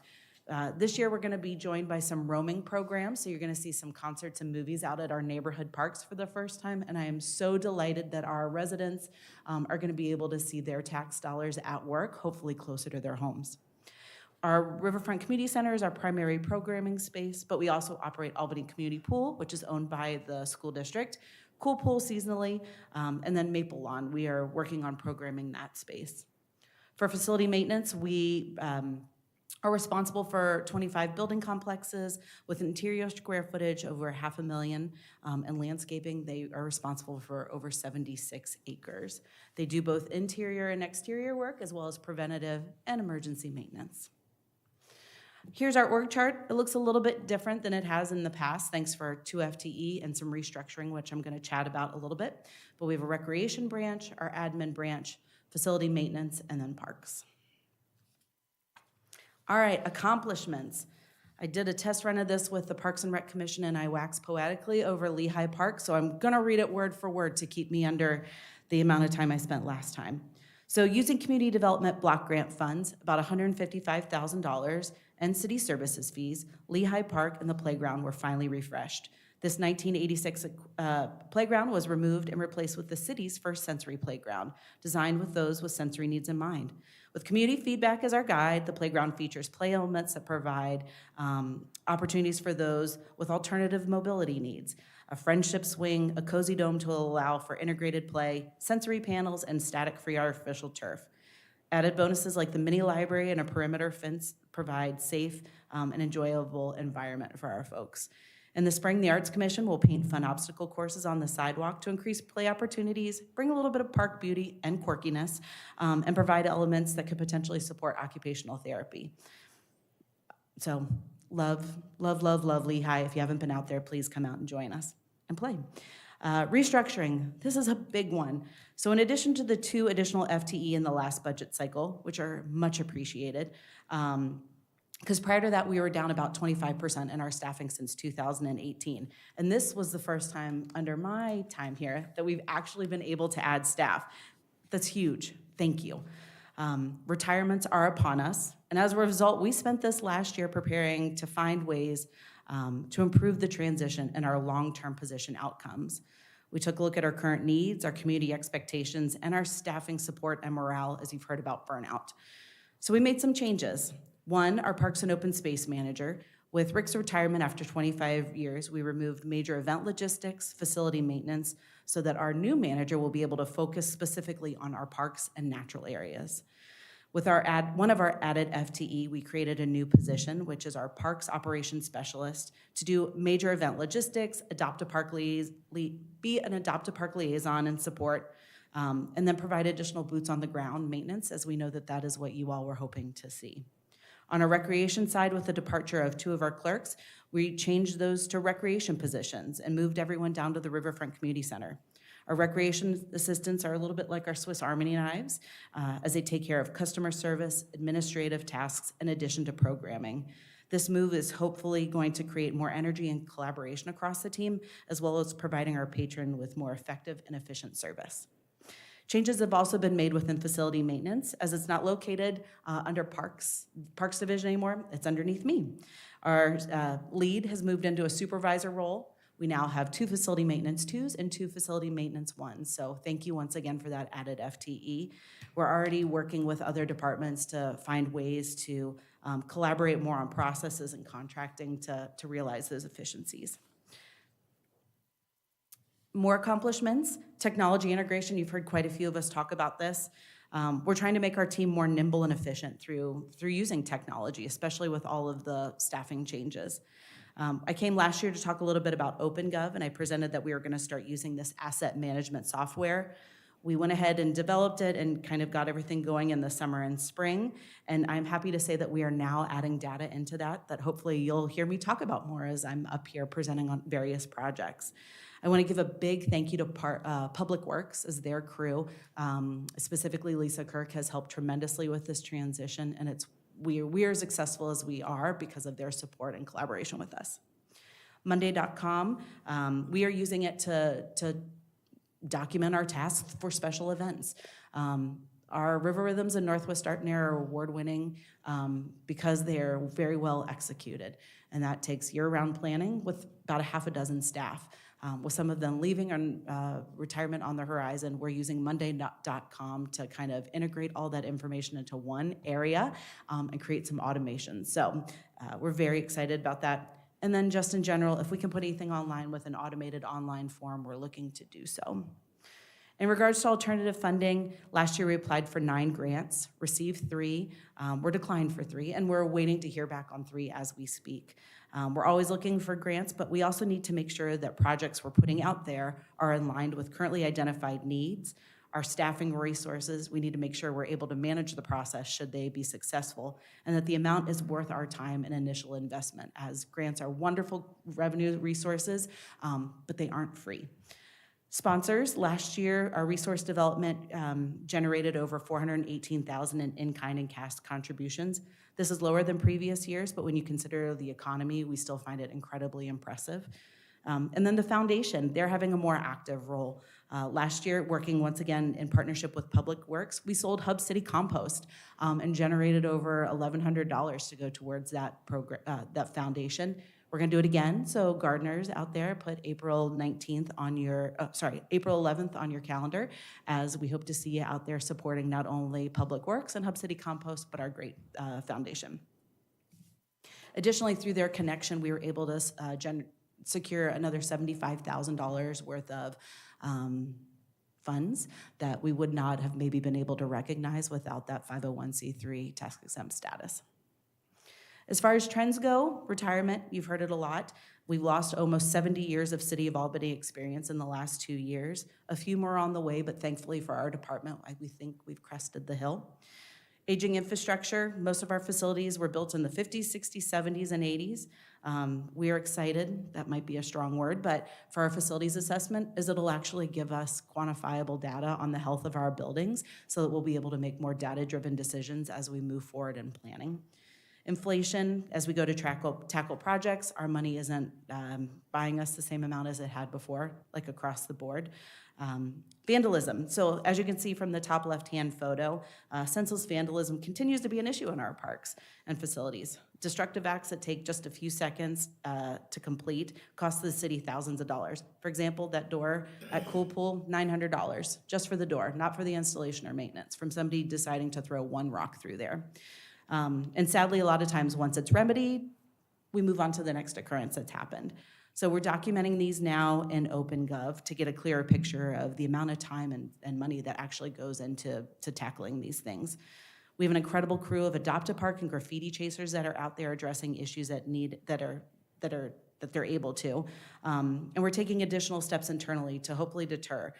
So thanks to opioid money, we'll be placing cameras across many of our most hit parks and amenities. Transient camp cleanup is another thing that takes a significant amount of time. Pulling some of our skilled staff from their core duties. Thank you again, as last year in the budget process, $80,000 was put aside to help with this. We've already spent over half of it and have a lengthy list piling up for when the weather dries out and we're able to get back in. So thank you very much.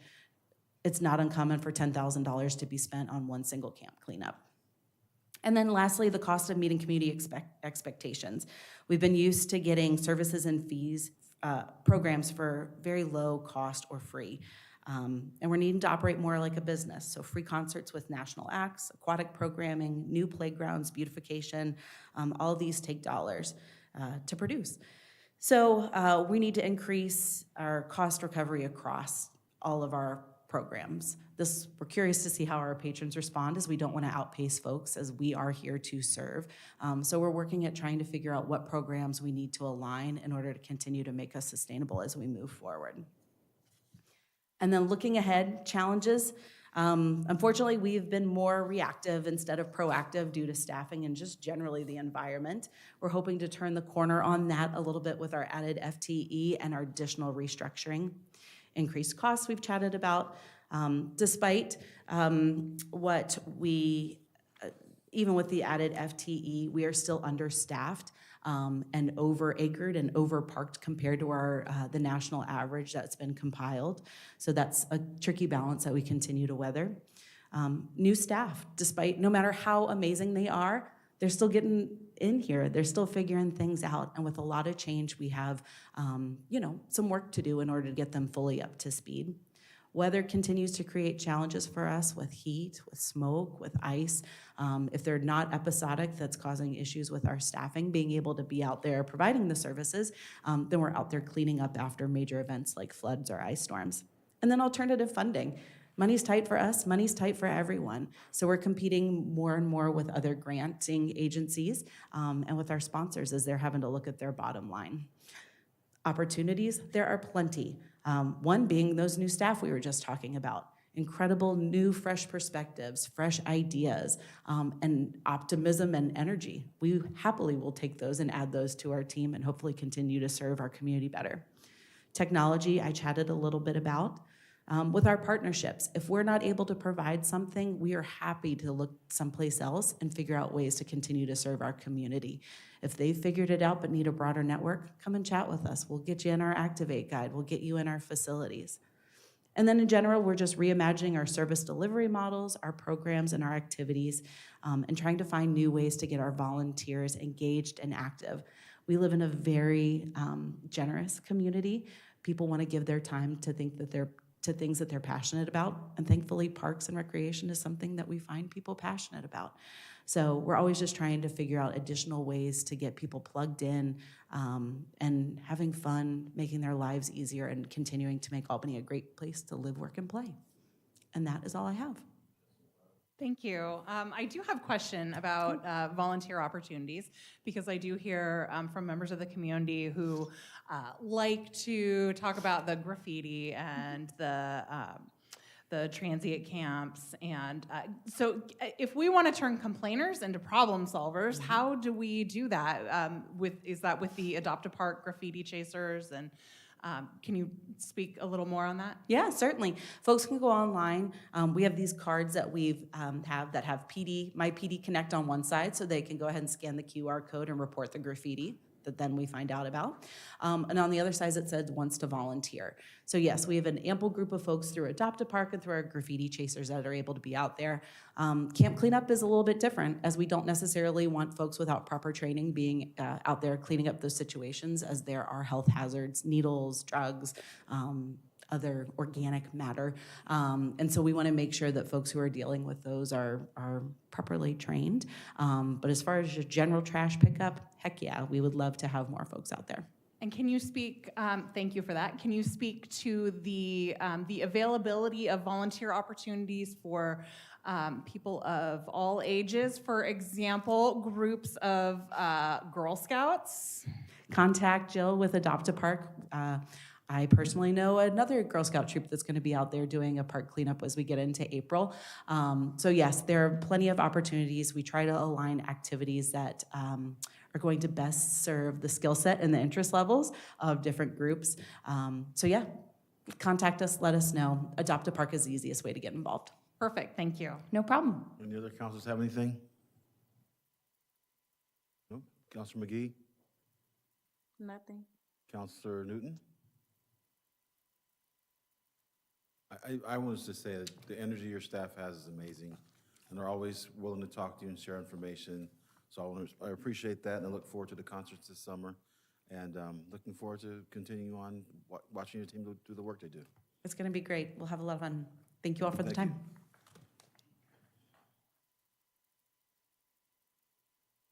So where did he join us from? Where'd your new person join us from? Wilsonville. Wilsonville? Yes. Oh, awesome. 1 hour and 14 minutes from my house to Wilsonville.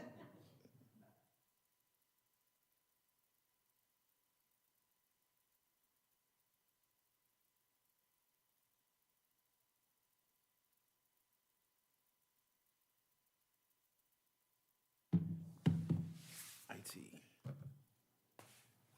Good evening. I'm Sean Park, Information Technology Director. Thank you for your time this evening. I appreciate the opportunity to talk a bit about our department.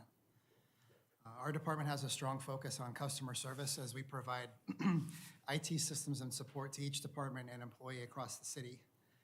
We also work with partner agencies in managing shared systems and services, including the Lynn County Sheriff's Office and the District Attorney's Office. We have 13 FTE, and the two-year IT budget is $7.3 million, split across two budget programs. General IT, which is the largest portion of the budget and comprises all of our citywide services, along with a permit tracking program for our building and inspection services.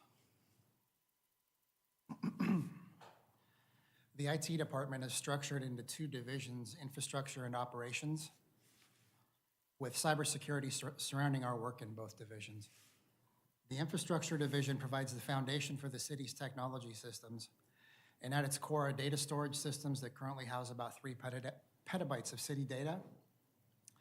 Data storage is closely linked with our server systems, with most data housed in the city's two data centers, one here at City Hall and the other at the main library.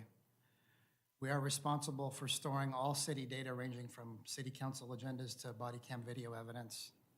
And we also maintain disaster recovery infrastructure needed to restore systems and data due to a cybersecurity incident or other calamity. Infrastructure also includes the city's copper, fiber, and wireless networks, together with data storage and servers. These networks create the city's private cloud, offering secure, cost-effective, and reliable access to city systems. They also manage the citywide phone system along with alarms and emergency alert systems. The infrastructure division lays the foundation, while the operations division ensures our business systems run smoothly and securely. This includes managing automation and reporting systems, as well as finance-related systems like budget, payroll, and timesheets. In public safety, IT operations manages patient charting, records, dispatch, and body cam systems. They also handle citywide systems used by all departments, such as email, document management, archiving, and office productivity and collaboration apps. They also manage systems that provide online services to the public, including the library catalog and recreation management systems. The Operations Division also provides 24/7 technical support to 450 employees through our help desk system, which accounts for most of its workload. On an average day, IT is actively working on 300 support tickets. We provide in-person tech support as well as phone and remote assistance. In addition to about 500 user systems in offices across the city, we also support on average about 120 remote users, 400 smartphones, and the security and management systems behind them. Today, IT is managing a total of about 1,000 user devices. Cybersecurity is integral to our operations, ensuring system availability and resilience against threats. This encompasses proactive threat monitoring, regular vulnerability assessments, and comprehensive management of security controls across all city systems. Our cybersecurity strategy also includes incident response planning, training, and exercises to facilitate recovery from security incidents. The 13 positions in IT are represented in this org chart. We currently have 2 vacancies in active recruitment, 1 system administrator and 1 information system support specialist. And we hope to have those filled by late spring, so we once again have a full roster. Accomplishments this past year include a core systems uptime of 99.9% with less than 10 hours of core system downtime in 2025. The downtime was either planned maintenance, which was scheduled after hours to minimize impact to our users, or business systems that were offline due to vendor issues. In 2025, we resolved 8,700 support tickets, which was a 33% increase over 2024. Additional accomplishments include in 2025, 500 user systems were moved to Windows 11 via upgrade or replacement. We also deployed over 150 laptop and docking station systems instead of regular workstation computers, replacing 2 systems with 1 for employees who work in hybrid environments. To support all the new laptops, we rolled out a new roaming wireless network, which allows staff to stay securely connected to the business network no matter where they and their laptop happen to be. We also completed a migration of the city's core financial system, Munis, which provides budget, payroll, human resources, and employee services. This work was necessary because the Munis server operating systems had reached end of life. IT rebuilt and expanded the red light camera data processing and automation systems and implemented a 1 laptop per officer system at APD to replace shared systems in patrol vehicles. The aging air conditioning system at the library data center was also replaced. I apologize to my colleague Eric, it does not help his people, just the computers in the data center. Is there another slide behind this one? Pardon? You have an updated slide? I'm sorry, I didn't understand. Is there another slide? Nope, same slide. Okay, same slide, all right. Yeah. Eric was mentioning earlier that the library HVAC as a whole needed to be replaced at Main, but we replaced the data center, which is just a little tiny room downstairs. That doesn't really help his staff very much, but it keeps our systems up. Let's see here. There were many process improvement efforts in 2025, including library staff scheduling management, streamlining of the employee onboarding process, a rebuild of the transit paratransit management system, along with citywide training on the new Monday.com dashboard and workflow management app. In 2025, thankfully, we did not have a major cybersecurity incident, but we mitigated several minor incidents involving user account breaches and supply chain compromise. Due to the safeguards and security controls we had in place, there was no negative impact to the city's business systems. Phishing attacks via email continue to be a primary threat. In 2024, we used third-party services to conduct a full audit of our security posture on the internal network, as well as our Microsoft M365 cloud environment. The audit provided valuable information that allowed us to strengthen the security of our systems and provided a baseline for future security evaluations. In 2025, we reached 98% compliance with the recommendations found in that audit and continue to work on the remaining items. The trends we are seeing are a continued increase in user support requests and the number of systems that we manage. These are natural symptoms of systems evolution over time. We continue to see an increase in the usage of cloud applications, with vendors moving away from platforms that we run internally on our own systems. This increases vendor lock and control and has resulted in increased costs to the city, and we don't see that trend changing. Cybersecurity remains foundational to our operations, and we operate with the understanding that cyber attacks are not a matter of if, but when. This shapes our defense strategies and proactive planning to protect critical systems across the city. Artificial intelligence continues to present new challenges with the potential to transform how we do business.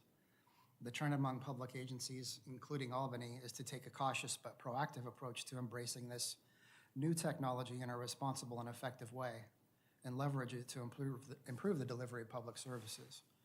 We currently have a citywide team of 20 employees across all departments who are exploring the AI tools found within our M365 business apps and taking a closer look at how AI can improve efficiency and productivity. We're also testing internal AI agents trained specifically on city data with mixed results. And the opinion today on that is that it has potential, but there's a ways to go before it's ready for business. All of these trends underscore that the number and complexity of systems is continually growing as the city's business needs evolve. Looking ahead in challenges, we face challenges in keeping up with cybersecurity threats and regulatory requirements. Those are changing constantly, while ensuring our systems and public services remain available, efficient, and secure. As our infrastructure and system complexity continue to grow, along with their support workloads, the expectations and strain on IT staff continue to increase, leading to employee burnout, which we are managing to the best of our ability. We have several opportunities looking ahead. We are optimistic and committed to enhancing the services that we provide.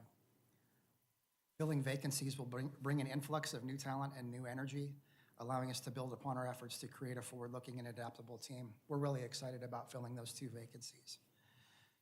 In 2026, we're upgrading our network security and consolidating device management across systems to provide secure access for all users, regardless of location or device they happen to be using.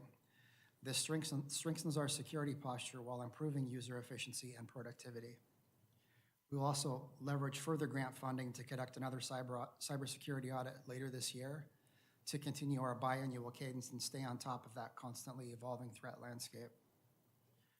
And finally, while we face growing system complexity, increased support workload, and ever-present cybersecurity threats, we work hard to ensure we are positioned to address those challenges.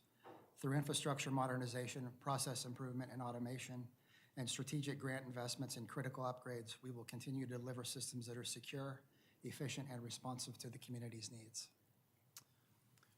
I'm happy to answer any questions you may have. Questions, councilors?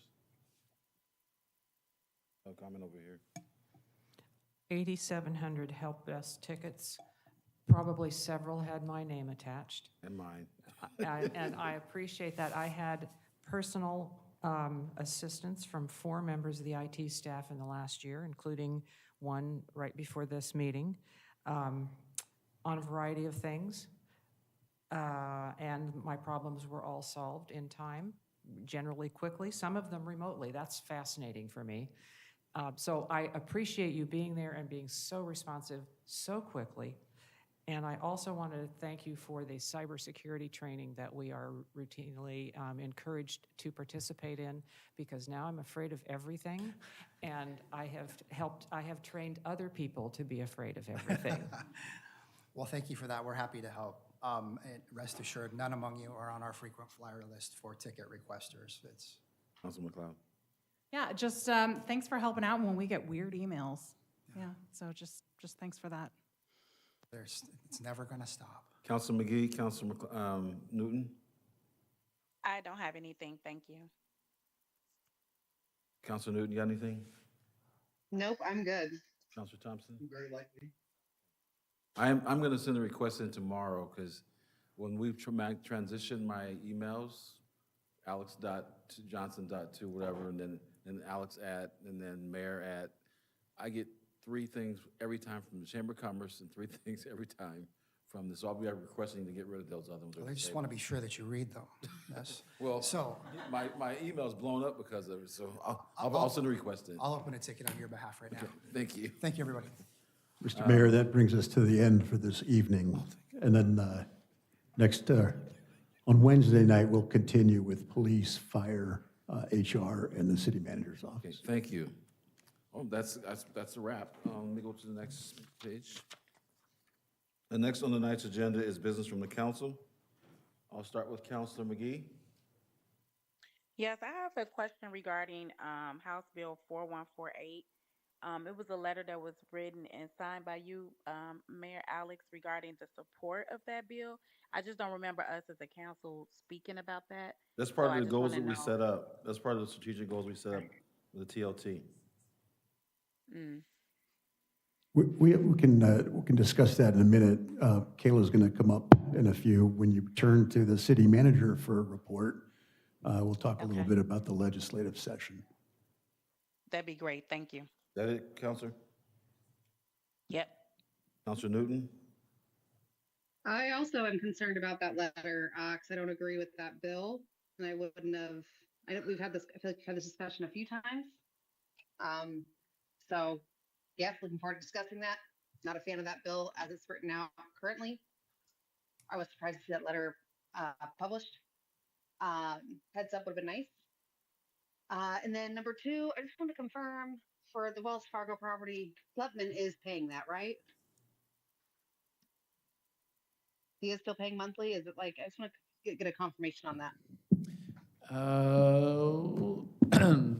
Gina is here. Can you give me a heads up, or do you know if he's paying on every month on the monthly payments for Wells Fargo? Yes. He's current? Gina says he's current. Wonderful. Okay. Okay, good. I'm assuming it's like a monthly, like it's like an auto pay. I don't know if it's auto pay. It's he's paying $3,500 a month, and Gina says he's current on those payments as of now. Okay, thank you. Okay. And that's all. Counselor Thompson? Yeah, I really didn't have anything, but that last comment was ARA related, and I just, before this meeting, and I was late, my apologies, but I had sent something that I wanted in front of all your spots on the desk related to ARA, and the staff pulled it because it was ARA, not city council, and you know, that's all I wanted to say. I did have something ARA related, and I stepped back because we're not meeting as ARA, but I think the discussion could have happened. I'll leave it at that. Councilor McLeod?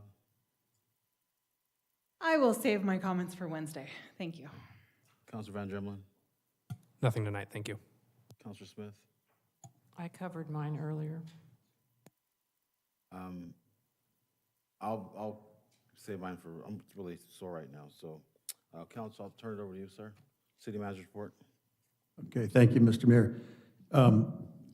ARA items, yet they do have to be spoken of at an advertised ARA meeting.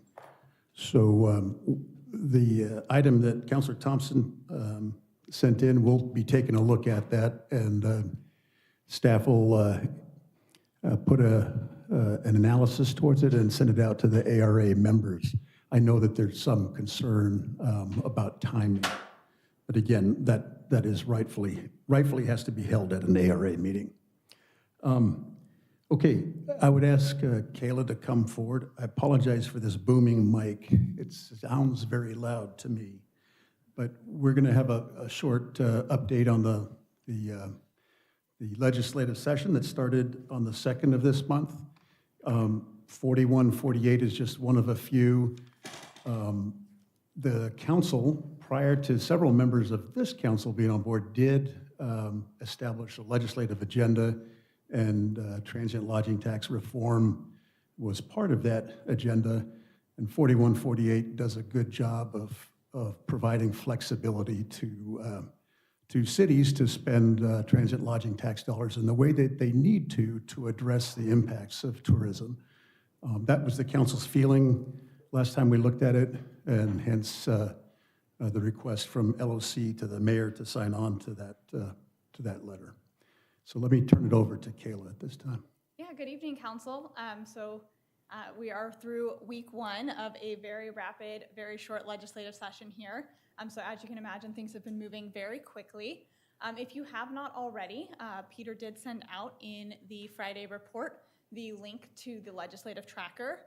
Because it would be really impossible for us to be able to send an email for every single item, we have crowdsourced that from all of our departments so that you can go into that at any time, see what we're monitoring, the analysis behind it, why we're looking at that.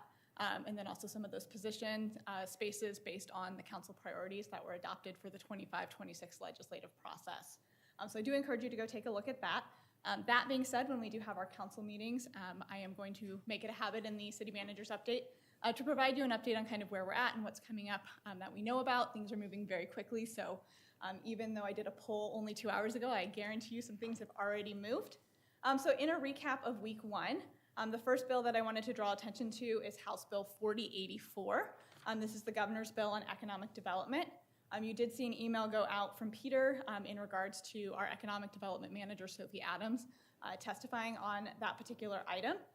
This is an item that supports council's healthy economy goal in regards to supporting family wage jobs here in Albany and other cities through providing additional flexibility and tools for economic incentives. So it essentially just gives you another power, another item in your toolkit in order to facilitate bringing some of those industries to Albany.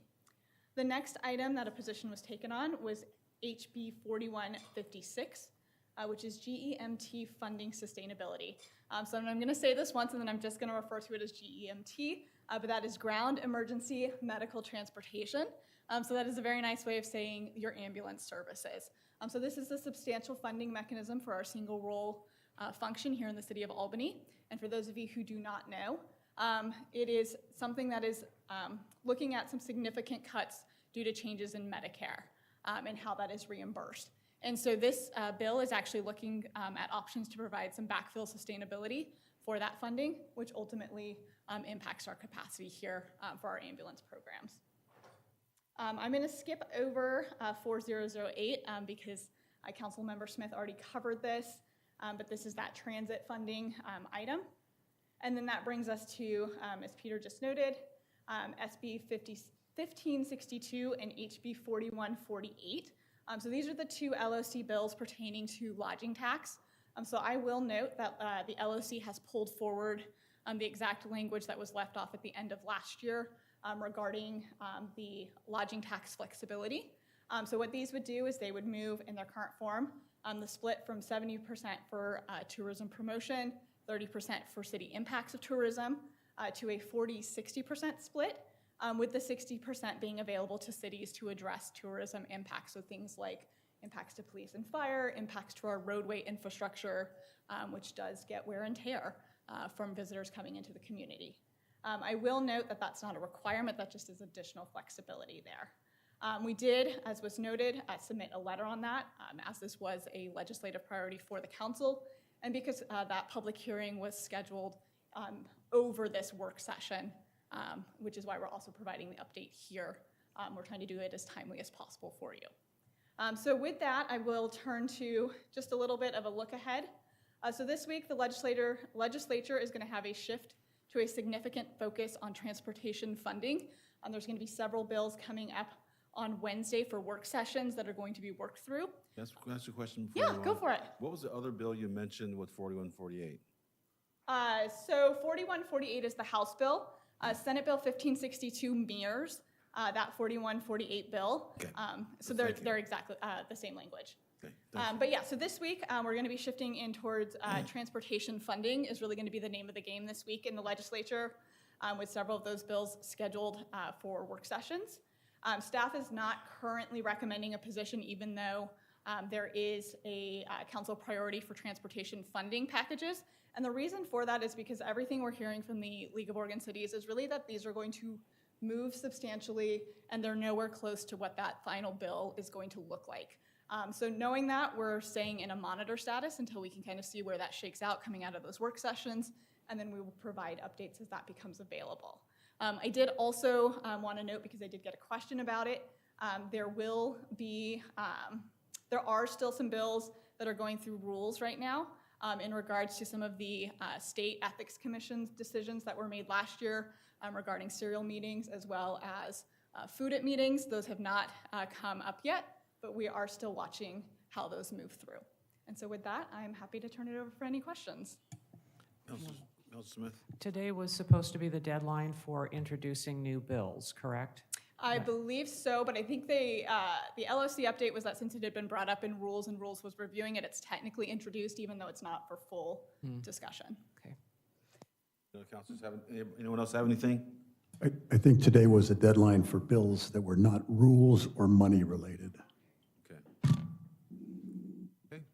Peter, you have anything else, Kayla? Nope, sorry, I just spilled my drink on myself. I would just say that I checked, and there was a reference to PCI compliant earlier this evening by Gina Yeager. That's the payment card industry. So it's the security that surrounds the use of credit cards. Thank you. So with that, I think we're done there.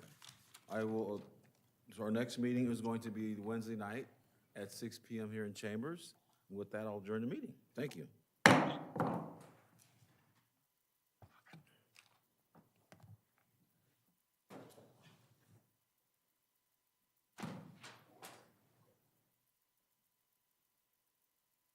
those numbers down. God, my neck is killing me.